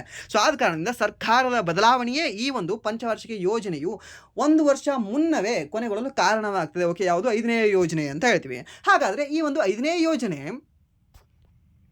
ಯಾವುದರ ಮೇಲೆ ಕೇಂದ್ರೀಕರಿಸಿತ್ತು? ಬಡವರ ಮೇಲೆ ಕೇಂದ್ರೀಕರಿಸಿತ್ತು. ಸರ್ನ ಏನು? ಬಡವರ ಮೇಲೆ ಕೇಂದ್ರೀಕರಿಸಿರ್ತಕ್ಕಂಥ ಒಂದು ಪಂಚವಾರ್ಷಿಕ ಯೋಜನೆ ಯಾವುದು ಅಂತ ಕೇಳ್ತಾನೆ. ಆವಾಗ ನೀವು ಹೇಳಬೇಕಾಗಿರೋದು ಯಾವುದು ಸರ್? ಈ ಒಂದು 5ನೇ ಪಂಚವಾರ್ಷಿಕ ಯೋಜನೆ ಅಂತ ಹೇಳ್ತೀವಿ. ಯಾವುದು? ಈ ಒಂದು 5ನೇ ಪಂಚವಾರ್ಷಿಕ ಯೋಜನೆ. ನೆನ್ಪಿಟ್ಕೊಳ್ಳಿ, ಇಂಪಾರ್ಟೆಂಟ್ ಇದೆ, ಕೇಳ್ತಾನೆ ನಿಮಗೆ. ಆ್ಯಂಡ್ ದೆನ್ ಕೇಳ್ತಾನೆ. ಹಾಗಾದರೆ ಈ ಒಂದು ಮೊದಲ ಪಂಚವಾರ್ಷಿಕ ಯೋಜನೆ ಯಾವಾಗ ಪ್ರಾರಂಭ ಆಗಿತ್ತು? ಅವಾಗ ನೀವು ನೆನ್ಪಿಟ್ಕೊಳ್ಬೇಕಾಗತ್ತೆ 1951ರಲ್ಲಿ ಪ್ರಾರಂಭ ಆಗುತ್ತೆ.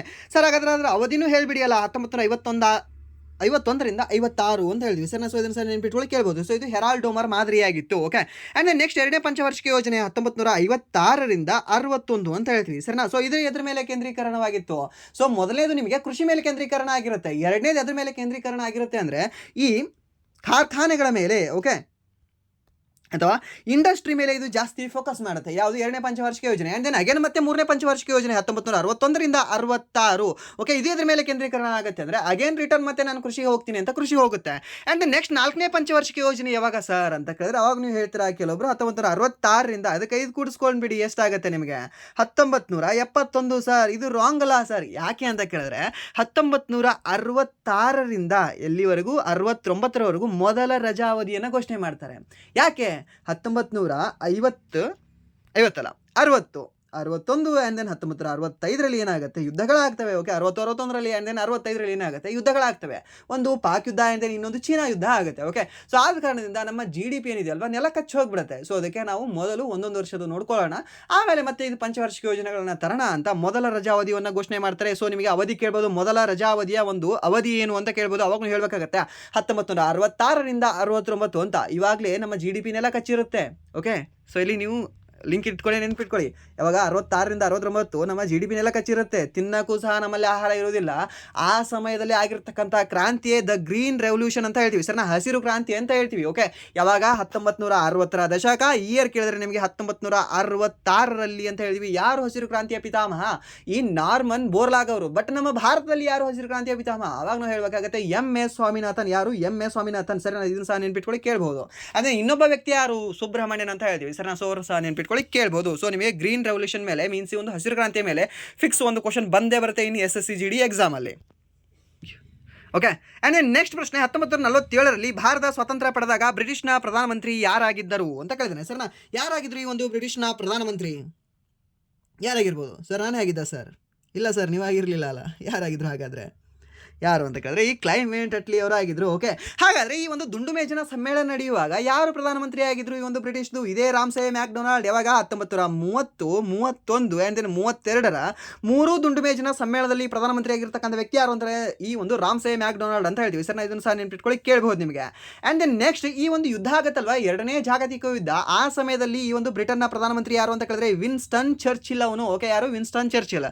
ಹಾಗೆ ಈ ಮಹಾತ್ಮ ಗಾಂಧಿಯವರನ್ನ, ಯಾರನ್ನ? ಮಹಾತ್ಮ ಗಾಂಧಿಯವರನ್ನ ಅರೆ ಬೆತ್ತಲೆಯ ಫಕೀರ ಅಂತ ಕರೆದವನು ಯಾರು ಅಂತ ಕೇಳ್ತಾನೆ. ಅವಾಗಲೂ ಹೇಳಬೇಕಾಗುತ್ತೆ ಹಾಗೇನಿದೆ ಒಂದು ವಿನ್ಸ್ಟನ್ ಚರ್ಚಿಲ್. ಆ್ಯಂಡ್ ಇನ್ನೊಂದು ಇದೇ ವಿನ್ಸ್ಟನ್ ಚರ್ಚಿಲ್ ಒಂದು ಮಾತು ಹೇಳ್ತಾನೆ. ಓಕೆ, ಸೊ ಆತ ಕಿಂಡಲ್ ಮಾಡಕ್ಕೆ ಹೇಳಿದ್ನೋ ಆ್ಯಂಡ್ ದೆನ್ ಮನಸ್ಪೂರ್ವಕ ಹೇಳಿದ್ನೋ ಏನೋ ಒಂದು ಹೇಳ್ದ. ಬಟ್ ಒಂದು ಹೇಳ್ತಾನೆ ಏನಂತ ಅಂದರೆ ಈ 1948ರಲ್ಲಿ ಜನವರಿಯಲ್ಲಿ ಈ ಗಾಂಧಿಯವರ ಮರಣ ಆಗುತ್ತೆ. ಓಕೆ, ಸೊ ಮರಣ ಆದಾಗ ಜಗತ್ತಿನ ಎಲ್ಲ ಆಲ್ಮೋಸ್ಟ್ ದೇಶಗಳೇನಿದಾವಲ್ವಾ ಅವರ ಧ್ವಜಗಳನ್ನು ಅರ್ಧಕ್ಕೆ ಹಾರಾಡಿಸ್ತಾರೆ. ಆ್ಯಂಡ್ ದೆನ್ ಈ ಒಂದು ಬ್ರಿಟನ್ ಏನಿದೆಯಲ್ಲೋ ಅದು ಸಹ ಅರ್ಧಕ್ಕೆ ಧ್ವಜ ಹಾರಿಸ್ತದೆ. ಆವಾಗ ಒಂದು ಮಾತು ಹೇಳ್ತಾನೆ ಇದೇ ವಿನ್ಸ್ಟನ್ ಚರ್ಚಿಲ್, ನಾವು ಅವರನ್ನು 40 ವರ್ಷ ಕಾಪಾಡ್ಕೊಂಡು ಬಂದಿದ್ದೀವಿ, ನಿಮಗೆ 1 ವರ್ಷ ಕಾಪಾಡ್ಕೊಳ್ಳೋಕ್ಕಾಗಲಿಲ್ಲ ಅಲ್ಲ ಭಾರತೀಯರೇ, ಎಂತಹ ಮುಟ್ಟಾಡ್ರಿದೀನಿ ನೀವು ಅಂತ ಬೈತಾನೆ ಈತ. ಯಾರನ್ನು? ಈ ಒಂದು ವಿನ್ಸ್ಟನ್ ಚರ್ಚಿಲ್. ಓಕೆ, ಸೊ ಯಾಕೆ ಅಂತಾರೆ ಅಂತಹ ಒಬ್ಬ ಗ್ರೇಟ್ ವ್ಯಕ್ತಿ ಯಾರು ಅಂದರೆ ಮೋಹನ್ ದಾಸ್ ಕರಮ್ಚಂದ್ ಗಾಂಧಿ ಅಂತ ಹೇಳ್ತೀವಿ. ಓಕೆ, ಸೊ ಇದಕ್ಕೆ ಪರ ವಿರೋಧಗಳು ಇರಬಹುದು.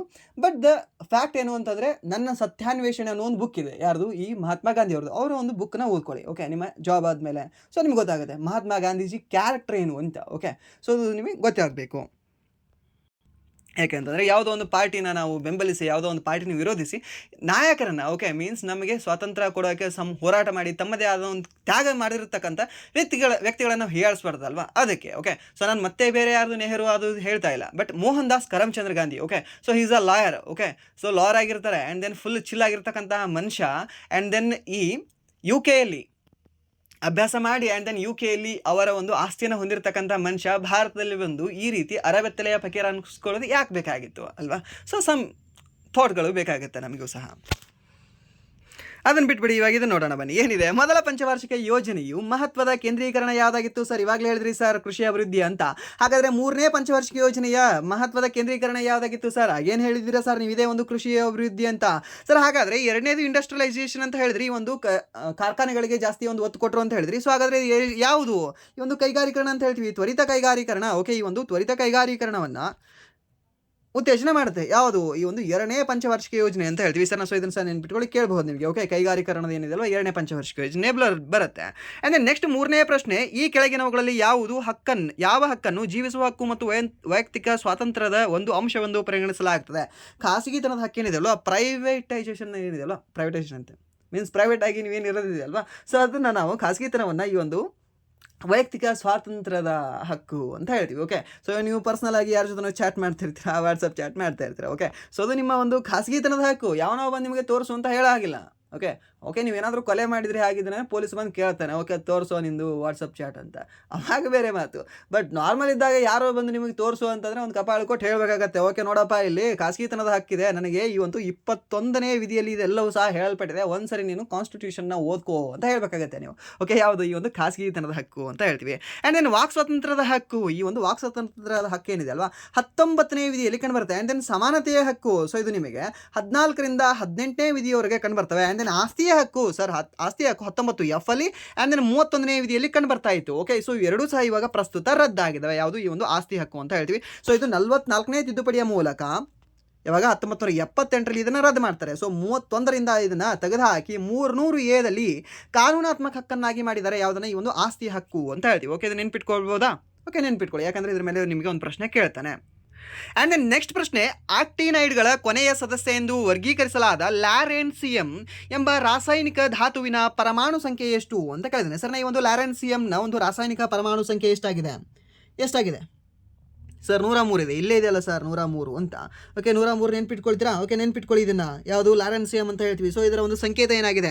LR ಅಂತ ಹೇಳ್ತೀವಿ. ಏನು ಈ ಒಂದು LAW ಅಲ್ಲ, ಮತ್ತೆ ಆಗಲ್ಲ, ಅದು LR ಅಂತ ಹೇಳ್ತೀವಿ. ಓಕೆ, ಇದು ಎಷ್ಟನೇದಾಗಿದೆ ಅಂದರೆ 103ನೇ ಪರಮಾಣು ಸಂಖ್ಯೆ ಆಗಿದೆ ಇದು. ಯಾವುದು ಈ ಒಂದು ಆಕ್ಟಿನೈಡ್ ಸರಣಿಯ ಕೊನೆಯ ಸದಸ್ಯನಾಗಿರ್ತಕ್ಕಂಥ ಈ ಒಂದು ಲಾರೆನ್ಸಿಯಂ. ಓಕೆ, ಇದನ್ನು ನೆನ್ಪಿಟ್ಕೊಳ್ಳಿ, ಕೇಳ್ಬೋದು. ಸೊ ಇದು ಒಬ್ಬ ವ್ಯಕ್ತಿ ಹೆಸರ ಮೇಲೆ ಇಟ್ಟಿದ್ದಾರೆ. ಯಾವುದು ಈ ಒಂದು ಲಾರೆನ್ಸಿಯಂ ಅನ್ನೋ ಒಂದು ರಾಸಾಯನಿಕ ಧಾತುವಿನ ಹೆಸರು. ಓಕೆ, ಆ್ಯಂಡ್ ದೆನ್ ನೆಕ್ಸ್ಟ್, ಈ ಆಕ್ಟಿನೈಡ್ಗಳು ಎಷ್ಟು ಕಂಡು ಬರ್ತವೆ? ಸೊ ಅವಾಗ ನೀವು ಹೇಳಬೇಕಾಗತ್ತೆ 15 ಕಂಡು ಬರ್ತವೆ. ಓಕೆ, ಆಕ್ಟಿನೈಡ್ಗಳು ಟೋಟಲ್ ಎಷ್ಟು ಕಂಡು ಬರ್ತವೆ ಅಂತ ಕೇಳಿದ್ರೆ ಈ ಒಂದು 15ಗಳು ಕಂಡು ಬರ್ತವೆ. ಓಕೆ, ಎಲ್ಲಿಂದ?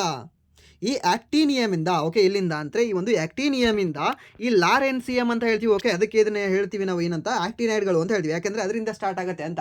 ಇವಾಗ ಹರಪ್ಪನ್ ನಾಗರಿಕತೆ ಅಂತ ಕರಿತೀವಿ. ಯಾಕೆ? ಹರಪ್ಪ ಮೊದಲು ಸಿಕ್ತು ಅಲ್ಲ, ಅದಕ್ಕೆ ಅಷ್ಟೇ ಕಾರಣ. ಓಕೆ, ಸೊ ಇದನ್ನು ಆಕ್ಟಿನೈಡ್ಗಳು ಅಂತ ಕರಿತೀವಿ. ಸೊ ಇದು ಆಕ್ಟಿನಿಯಮ್ ಇಂದ ಸ್ಟಾರ್ಟ್ ಆಗುತ್ತೆ ಅಂತ ಈಗ ನೆನ್ಪಿಟ್ಕೊಳ್ಳಿ, ಕೇಳಬಹುದು ನಿಮಗೆ. ಆ್ಯಂಡ್ ದೆನ್ ನೆಕ್ಸ್ಟ್, ಪದ್ಮಶ್ರೀ ಪ್ರಶಸ್ತಿ ಪುರಸ್ಕೃತರಾದ ಶೋವನ್ ನಾರಾಯಣ್ ಅವರು ಈ ಕೆಳಗಿನ ಯಾವ ಭಾರತೀಯ ಶಾಸ್ತ್ರೀಯ ನೃತ್ಯ ಪ್ರಕಾರಕ್ಕೆ ಸಂಬಂಧಿಸಿದ್ದಾರೆ? ಯಾವುದಕ್ಕೆ ಅಂದರೆ ಕಥಕ್ಗೆ ಸಂಬಂಧ ಹೊಂದಿದ್ದಾರೆ. ಯಾರು? ಈ ಒಂದು ಶೋವನ್ ನಾರಾಯಣ್ ಆಗಿರಲಿ, ಆ್ಯಂಡ್ ದೆನ್ ಎಲ್ಲ ಈ ಮಹಾರಾಜ್ಗಳು. ಓಕೆ, ಸೊ ಬಿರ್ಜು ಮಹಾರಾಜ್ ಆಗಿರಲಿ, ಆ್ಯಂಡ್ ದೆನ್ ಬೇರೆ ಬೇರೆ ಮಹಾರಾಜ್ಗಳು ಏನೇನಿದಾರಲ್ವ, ಆಲ್ಮೋಸ್ಟ್ ಎಲ್ಲ ಮಹಾರಾಜ್ಗಳು 99% ಮಹಾರಾಜರು ಎಲ್ಲರೂ ಸಹ ಇದೇ ಕಥಕ್ಗೆ ಸಂಬಂಧಪಟ್ಟಿದ್ದಾರೆ. ಯಾರು? ಇದೇ ಕಥಕ್ಗೆ ಅಂತ ಹೇಳ್ತೀವಿ. ಆ್ಯಂಡ್ ದೆನ್ ನೆಕ್ಸ್ಟ್, ಈ ಭರತನಾಟ್ಯಕ್ಕೆ ಸಂಬಂಧಪಟ್ಟವರು ಯಾರು? ಗೀತಾ ಚಂದ್ರನ್ ಅಂತ ಹೇಳ್ತೀವಿ. ಓಕೆ, ಇದು ಲಾಸ್ಟ್ 2024 ಅಲ್ವಾ? 24, ಯಾಕಂದರೆ 25 ಇನ್ನೂ MTS ಆಗಿಲ್ಲ ಅಲ್ವಾ? 2024 MTS ಎಕ್ಸಾಮಲ್ಲಿ ಕೇಳಿದ ಪ್ರಶ್ನೆ ಇದೆ. ಯಾರು? ಗೀತಾ ಚಂದ್ರನ್ ಯಾವ ಒಂದು ನೃತ್ಯಕ್ಕೆ ಸಂಬಂಧಿಸಿದ್ದಾರೆ ಅಂತ. ಯಾವ ನೃತ್ಯಕ್ಕೆ ಅಂತ ಕೇಳಿದ್ರೆ ಈ ಒಂದು ಭರತನಾಟ್ಯ ಅಂತ ಹೇಳ್ತೀವಿ. ಯಾವ ನಾಟ್ಯ? ಭರತನಾಟ್ಯ. ಸೊ ಈ ಒಂದು ಅತ್ಯಂತ ಹಳೆಯ ಶಾಸ್ತ್ರೀಯ ನೃತ್ಯ ಯಾವುದು ಅಂತ ಕೇಳ್ತಾನೆ. ಅವಾಗ ನೀವು ಅಗೇನ್ ಹೇಳಬೇಕಾಗತ್ತೆ, ಯಾವುದು ಸರ್? ಇದೇ ಭರತನಾಟ್ಯ ಸರ್ ಅಂತ. ಓಕೆ, ಯಾವುದು? ಇವು ಭರತನಾಟ್ಯ. ಸೊ ಭರತನಾಟ್ಯದ ಬಗ್ಗೆ ಉಲ್ಲೇಖ ಇರತಕ್ಕಂಥ ಪುಸ್ತಕ ಯಾವುದು? ಈ ಭರತ ಮುನಿ ಬರ್ತಿರ್ತಕ್ಕಂತಹ ನಾಟ್ಯಶಾಸ್ತ್ರ ಅಂತ ಹೇಳ್ತೀವಿ. ಯಾವುದು? ನಾಟ್ಯಶಾಸ್ತ್ರ. ಇದನ್ನು ನೆನ್ಪಿಟ್ಕೊಳ್ಬೋದಾ? ಓಕೆ, ಇದನ್ನು ನೆನ್ಪಿಟ್ಕೊಳ್ಳಿ, ಕೇಳ್ತೇನೆ ನಿಮಗೆ. ಆ್ಯಂಡ್ ದೆನ್ ನೆಕ್ಸ್ಟ್, ಅತ್ಯಂತ ಹಳೆಯ ಪರ್ವತ ಶ್ರೇಣಿಗಳಲ್ಲಿ ಒಂದಾದ ನೀಲಗಿರಿ ಪರ್ವತ ಶ್ರೇಣಿಯು ಯಾವ 3 ರಾಜ್ಯಗಳು ಸಂಧಿಸುವ ಸ್ಥಳದಲ್ಲಿದೆ ಅಂತ. ಓಕೆ, ಸೊ ನೀವು ನೆನ್ಪಿಟ್ಕೊಂಡ್ಬಿಡಿ. ಏನು ನೆನ್ಪಿಟ್ಕೊಳ್ಳಿ? ನೀಲಗಿರಿ ಏನಿದೆ ಅಲ್ವಾ, ಸೊ ನಮ್ಮ ಭಾರತ ಹೀಗಿದೆ. ಸೊ ಇಲ್ಲಿ ಕಂಡುಬರ್ತವೆ, ಮೀನ್ಸ್ ನಮ್ಮ ಕರ್ನಾಟಕ ಇಲ್ಲಿದೆ. ಓಕೆ, ಇಲ್ಲಿ ಕೇರಳ ಇದೆ, ಆ್ಯಂಡ್ ದೆನ್ ಇಲ್ಲಿ ತಮಿಳುನಾಡಿದೆ. ಓಕೆ, 3 ರಾಜ್ಯಗಳು, ತಮಿಳುನಾಡು, ಕರ್ನಾಟಕ, ಕೇರಳ. ಓಕೆ, ಈ 3 ರಾಜ್ಯಗಳು ಸಂಧಿಸುವ ಸ್ಥಳದಲ್ಲಿ ಈ ಒಂದು ನೀಲಗಿರಿಗಳು ಕಂಡುಬರ್ತವೆ. ಓಕೆ, ನೀಲಗಿರಿ ಅತ್ಯಂತ ಎತ್ತರವಾದ ಶಿಖರ ಯಾವುದು? ಅವಾಗ ನಾವು ಹೇಳಬೇಕಾಗುತ್ತೆ ದೊಡ್ಡಬೆಟ್ಟ. ದೊಡ್ಡಬೆಟ್ಟ ಎಲ್ಲಿ ಕಂಡುಬರುತ್ತೆ ಸರ್? ಈ ದೊಡ್ಡಬೆಟ್ಟ ಕಂಡುಬರೋದು ಊಟಿಯಲ್ಲಿ ಕಂಡುಬರುತ್ತೆ. ಯಾವುದು? ಈ ಒಂದು ಊಟಿಯಲ್ಲಿ ಕಂಡುಬರುತ್ತೆ. ಊಟಿ ಸಖತ್ತಾಗಿದೆ ಪ್ಲೇಸ್. ಓಕೆ, ಸೊ ಊಟಿಯಲ್ಲಿ ದೊಡ್ಡಬೆಟ್ಟ ಇದೆ. ಸೊ ನಿಮ್ಮ ಜಾಬ್ ಅದಂತರ ಒಂದ್ಸರಿ ಹೋಗಿ, ನೀವೇನಾದರೂ ಈ SSGD ಮಾಡ್ಕೊಂಡ್ರೆ ನೀವು ನಿಮಗೆ ಇಲ್ಲಿ ಹಾಕ್ತಾರೆ. ಓಕೆ, ಮೀನ್ಸ್ ನಿಮಗೆ ತಮಿಳ್ನಾಡಿಗೂ ಸಹ ನಿಮಗೆ ಡ್ಯೂಟಿ ಹಾಕಿರ್ತಾರೆ. ಸೊ ಅಲ್ಲಿ ನೀವು ನೋಡಬಹುದು. ಓಕೆ, ಸೊ ಇದು ನೀಲಗಿರಿ. ಇದರ ಒಂದು ಅತ್ಯಂತ ಎತ್ತರವಾಗಿರ್ತಕ್ಕಂಥ ಬೆಟ್ಟ ಯಾವುದು ಅಂತ ಕೇಳಿದ್ರೆ ಅವಾಗ ನಾವು ಹೇಳಬೇಕಾಗುತ್ತೆ ದೊಡ್ಡಬೆಟ್ಟ. ಹಾಗೆ ತಮಿಳುನಾಡಿನ ಅತ್ಯಂತ ಎತ್ತರವಾದ ಬೆಟ್ಟವೂ ಸಹ ಇದೇ ಒಂದು ದೊಡ್ಡಬೆಟ್ಟ. ಓಕೆ, ಸೊ ನಿಮ್ಗೆ ಗೊತ್ತಿರಲಿಕ್ಕೆ ಕೇಳಬಹುದು ನಿಮಗೆ. ಓಕೆ, ಯಾವುದು? ದೊಡ್ಡಬೆಟ್ಟ ಅಂತ ಹೇಳ್ತೇವೆ. ಆ್ಯಂಡ್ ನೆಕ್ಸ್ಟ್, ಈ ಅರಾವಳಿ ಪರ್ವತದ ಮೇಲೆ ಈ ವರ್ಷ ನಿಮ್ಮ ಪ್ರಶ್ನೆ ಕೇಳ್ತಾನೆ. ಫಿಕ್ಸ್ 100%. ಇದನ್ನು ಬರ್ಕೊಂಡು ಇಟ್ಕೊಳ್ಳಿ, 100%. ಇದನ್ನು ಸ್ಕ್ರೀನ್ಶಾಟ್ ತೊಗೊಂಡು ಇಟ್ಕೊಳ್ಳಿ, ಇಲ್ಲ ರೆಕಾರ್ಡ್ ಮಾಡ್ಕೊಂಡು ಇಟ್ಕೊಳ್ಳಿ, ಕೇಳ್ತಾನೆ. ಯಾಕೆ ಅಂತಂದರೆ ಇವಾಗ ನ್ಯೂಸಲ್ಲಿದೆ ಅರಾವಳಿ ಪರ್ವತಗಳು ಯಾವ ರಾಜ್ಯಗಳ ಮೇಲೆ ಹಾದು ಹೋಗಿದೆ? ಗುಜರಾತ್ ರಾಜ್ಯದ ಸರ್, ರಾಜಸ್ಥಾನ ರಾಜ್ಯ ಸರ್, ಇಲ್ಲಿ ಹರಿಯಾಣ ರಾಜ್ಯ ಸರ್, ಆ್ಯಂಡ್ ದೆನ್ ಇಲ್ಲಿ ರೈಸ್ನ ಹಿಲ್ಸ್ ಅಂದರೆ ಇಲ್ಲಿ ದಿಲ್ಲಿ ಸರ್. ಸೊ 3 ರಾಜ್ಯಗಳು, ಒಂದು ಕೇಂದ್ರಾಡಳಿತ ಪ್ರದೇಶದಲ್ಲಿ ಈ ಒಂದು ಅರಾವಳಿ ಪರ್ವತಗಳು ಹಾದು ಹೋಗಿದ್ದಾವೆ. ಓಕೆ, ಸೊ ನೀವು ನೋಡ್ತಾ ಇರ್ಬೋದು ಈ ದುಡ್ಡಿನ ಆಸೆ ಎಷ್ಟು ಏರಿದೆ ಅಂತಂದರೆ ಈ ರಾಜಕಾರಣಿಗಳಿಗೆ. ಓಕೆ, ಸೊ ಅವರು ಯಾವುದಾದ್ರೂ ವರ್ಡ್ ಯೂಸ್ ಮಾಡ್ಕೊಳ್ಳಿ ನೀವು, ಓಕೆ, ಕೆಟ್ಟದೇ ಯೂಸ್ ಮಾಡ್ಕೊಳ್ಳಿ. ಇವರು ಏನು ಮಾಡ್ತಾರೆ ಅಂತಂದರೆ ಟೋಟಲಿ ಈ ಅರಾವಳಿಯಲ್ಲಿ 12,000 ಪರ್ವತಗಳಿದ್ದಾವೆ. ಓಕೆ, 12,000 ಏನಂತ ಹೇಳ್ತೀವಿ, ಬೆಟ್ಟಗಳು ಅಂತ ಹೇಳ್ತೀವಿ. ಓಕೆ, ಸೊ ಈ 12,000 ಬೆಟ್ಟಗಳಿದ್ದಾವೆ. ನಿಮಗೆ ಒಂದು ಗೊತ್ತಿರಲಿ, ಇವಾಗ ನೂತನ ಒಂದು ಲಾ ಏನು ಮಾಡಿದಾರೆ ಗೊತ್ತಾ, ಈ 100 ಮೀಟರ್ಗಿಂತ ಕಡಿಮೆ ಯಾವುದು ಬೆಟ್ಟ ಇರುತ್ತಲ್ವಾ, ಆ ಬೆಟ್ಟದಲ್ಲಿ ನೀವು ಮೈನಿಂಗ್ ಮಾಡಬಹುದು, ಬೇರೆ ಬೇರೆ ಆ್ಯಕ್ಟಿವಿಟಿ ಮಾಡಬಹುದು. ಆ್ಯಂಡ್ ನಿಮಗೆಲ್ಲ ಸಹ ಇವಾಗ ನಾರ್ಮಲ್, ಇವಾಗ ನಮ್ಮ ಹಳ್ಳಿಯಲ್ಲಿ ನಿಮ್ಮ ಹಳ್ಳಿಯಲ್ಲಿ ಏನು ಮಾಡ್ತೀರಲ್ವಾ, ಸೊ ಆ ರೀತಿ ಎಲ್ಲವೂ ಸಹ ಮಾಡ್ಬೋದು, ಮೈನಿಂಗ್ ಮಾಡ್ಬೋದು, ಎಲ್ಲವೂ ಸಹ ನೀವು ಮಾಡ್ಬೋದು ಅಂತ ಇವಾಗ ಪರ್ಮಿಷನ್ ಕೊಟ್ಟಿದೆ. ಆ್ಯಂಡ್ ದೆನ್ ಇನ್ನೊಂದು ನಮ್ಮ ನ್ಯಾಯಾಂಗ ವ್ಯವಸ್ಥೆ, ಸೋ ಕಾಲ್ಡ್ ನ್ಯಾಯಾಂಗ ವ್ಯವಸ್ಥೆ, ಅದು ಸಹ ಏನು ಹೇಳಿದೆ, ಓಕೆ ಇದು ರೈಟ್ ಅಪ್ಪ ಅಂತ ಹೇಳಿದೆ. ಓಕೆ, ಮೀನ್ಸ್ ಭರವಸೆ ಇಡ್ತೀರಾ ನಮ್ಮ ನ್ಯಾಯಾಂಗದ ವ್ಯವಸ್ಥೆ ಮೇಲೆ. ಓಕೆ, ಸೊ ಹೀಗಾಗುತ್ತೆ ಸಮ್ ಟೈಮ್, ಸರಿನಾ. ಸೊ ಇಲ್ಲಿ ಸರ್ ಇದು ಪ್ರಾಬ್ಲಮ್ ಏನು ಸರ್, ಓಕೆ ಒಂದು 12,000ದಲ್ಲಿ ಓಕೆ ಒಂದು 100-200 ಇರ್ಬೋದು ಬಿಡಿ ಸರ್, ಒಂದು 100 ಮೀಟರ್ಗಿಂತ ಕಡಿಮೆ. ಸೊ ಅದನ್ನು ಹೋದರೆ ಏನಾಗುತ್ತೆ, ಓಕೆ ಪ್ರಾಬ್ಲಮ್ ಇಲ್ಲೇ ಇರೋದು. ಬಟ್ ಇಲ್ಲಿ 100 ಮೀಟರ್ಗಿಂತ ಕೆಳಗಡೆ ಅಂತ ಹೇಳಿದ್ದಾರೆ. ಸೊ ನಾವು ಈ ಅರಾವಳಿ ಪರ್ವತವನ್ನು ಏನಂತ ಹೇಳ್ತೀವಿ, ಅವಶೇಷ ಪರ್ವತಗಳು ಅಂತ ಹೇಳ್ತೀವಿ. ಆ್ಯಂಡ್ ದೆನ್ ಈ ರಾಜಸ್ಥಾನ ಏನಿದೆ ಅಲ್ವಾ, ಈ ರಾಜಸ್ಥಾನ ಅನ್ನೋದು ಹೀಗಿದ್ರೆ ಆ ಅರಾವಳಿ ಪರ್ವತಗಳು ಹೀಗಿದ್ದಾವೆ. ಓಕೆ, ವರ್ಟಿಕಲ್ ಆಗಿದ್ದಾವೆ ಅದು. ಸೊ ಅದು ಏನು ಮಾಡುತ್ತೆ, ಇಲ್ಲೆಲ್ಲವೂ ಸಹ ಮರುಭೂಮಿ ಇದೆ. ಆ ಮರುಭೂಮಿಯಿಂದ ಬರ್ತಕ್ಕಂತಹ ಮರಳನ್ನು, ಹಾಗೆ ಆ ಮರಳಿನ ಕಣವನ್ನು ಹೊಂದಿರತಕ್ಕಂತಹ ಗಾಳಿಯನ್ನು ತಿಳಿತಾ ಇರೋದೇ ಈ ಒಂದು ಅರಾವಳಿ ಪರ್ವತಗಳು. ಸೊ ಅದೇನಾದರೂ ಇರಲಿಲ್ಲ ಅಂತಂದರೆ ಇಲ್ಲಿರ್ತಕ್ಕಂಥ ಹರಿಯಾಣ ಆಗಿರಲಿ, ಇಲ್ಲಿರ್ತಕ್ಕಂಥ ದೆಹಲಿ ಆಗಿರಲಿ, ದೆಹಲಿ ಅಂತೂ ಇವಾಗಲೇ ಹಾಳಾಗಿ ಹೋಗಿದೆ. Okay, the ಪೊಲ್ಯೂಷನಿಂದ. ಸೊ ಅದೇನಾದರೂ ಬಂತು ಅಂದರೆ ದೆಹಲಿ ಅನ್ನೋದು ಇರ್ತಾನೂ ಇರಲಿಲ್ಲ. ಓಕೆ, ಇವಾಗ ಇರೋದಿಲ್ಲ ಅದು ಮುಂದೆ. ಆ್ಯಂಡ್ ದೆನ್ UP ಆಗಿರಲಿ, ಆ್ಯಂಡ್ ದೆನ್ ಮಧ್ಯಪ್ರದೇಶ ಆಗಿರಲಿ, ಸರಿನಾ, ಈ 4 ರಾಜ್ಯಗಳು ಹೇಗೆ ಅಂತಂದರೆ ಸಂಪೂರ್ಣವಾಗಿ ಸರ್ವನಾಶ ಆಗ್ತವೆ. ಸೊ ರಾಜ್ಯಗಳ ಸರ್ವನಾಶ ಆಗೋದಕ್ಕಿಂತ ಈ ರೈತರ ಸರ್ವನಾಶ ಆಗ್ತಾರೆ. ಓಕೆ ಸರ್, ಯಾಕೆ ಸರ್ 100 ಮೀಟರ್ಗಿಂತ ಕಡಿಮೆ ಇರೋದು ಮಾತ್ರ ತೆಗಿತಾರಲ್ವಾ, 100 ಮೀಟರ್ ಅವೇನು ಹಿಡ್ಕೊಳ್ತವೆ. ನಿಮಗೆ ಗೊತ್ತಿರಲಿ, ಈ 12,000 ಬೆಟ್ಟಗಳು ಅಂತ ಹೇಳಿದಲ್ವಾ, ಈ 12,000 ಬೆಟ್ಟಗಳಲ್ಲಿ 11,096, ಓಕೆ ಎಷ್ಟು, 11,096ಕ್ಕಿಂತ ಜಾಸ್ತಿ ಬೆಟ್ಟಗಳು 100 ಮೀಟರ್ಗಿಂತ ಕಡಿಮೆನೇ ಇದ್ದಾವೆ. ಸೊ ಹಾಗಾದರೆ ದ ಲೆಕ್ಕದ ಪ್ರಕಾರ ನೋಡಿದ್ರೆ 112 ಅಥವಾ 116, ಅಪ್ರಾಕ್ಸಿಮೇಟ್ಲಿ 100ರಿಂದ 150ರವರೆಗೆ ಮಾತ್ರ ಬೆಟ್ಟಗಳೇನಿದಾವಲ್ವಾ 100 ಮೀಟರ್ಗಿಂತ ಎತ್ತರ ಪ್ರದೇಶದಲ್ಲಿದ್ದಾವೆ. ಸೊ ಹಾಗಾದರೆ ಆಲ್ಮೋಸ್ಟ್ ಅರಾವಳಿಯನ್ನು ಮಣ್ಣು ಪಾಲು ಆ್ಯಂಡ್ ದೆನ್ ಸರ್ವನಾಶ ಮಾಡೋದು ಪ್ಲಾನ್ ಇದು. ಓಕೆ, ಸೊ ನಿಮ್ಗೆ ಗೊತ್ತಿರಲಿ ಅಂತ ಹೇಳಿದೆ. ಯಾಕಂದರೆ ನಿಮಗೆ ಕೇಳ್ಬೋದು ಎಷ್ಟು ಬೆಟ್ಟಗಳಿದ್ದಾವೆ ಅಂತ. ಅವಾಗ ನಿಮಗೆ ಈ ಮಾತೇನಿದೆ ಅಲ್ವಾ, ಸೊ ಕೆಲವರಿಗೆ ಹೇಗೆ ಅನಿಸ್ತಾ ಇರ್ತಾರೆ, ಇದೇನೋ ಹೇಳ್ತಾ ಇದ್ದಾನೆ ಬಿಡು ಮಾಸ್ತರ್, ಯೂಸ್ಲೆಸ್ ಹೇಳ್ತಾ ಇದ್ದಾನೆ ಅಂತ.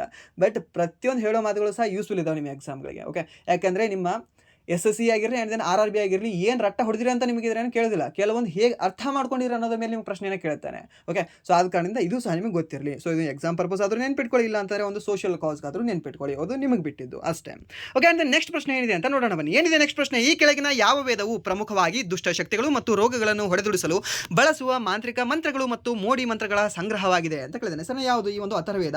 ಈ ಮಾಟ ಮಂತ್ರ ಮಾಡ್ತಿದ್ದಾರಲ್ವಾ, ಇವಾಗ ಮಾಡ್ತಾ ಇಲ್ಲ ಇದು, ಇವಾಗ ಒಂದು 10 ವರ್ಷ 20 ವರ್ಷ 100 ವರ್ಷ ಇಲ್ಲ, ಇದು ವೇದಗಳ ಕಾಲ, ಅಥರ್ವ ವೇದದಿಂದನೇ ಬಂದಿದೆ ಇದೆಲ್ಲವೂ ಸಹ.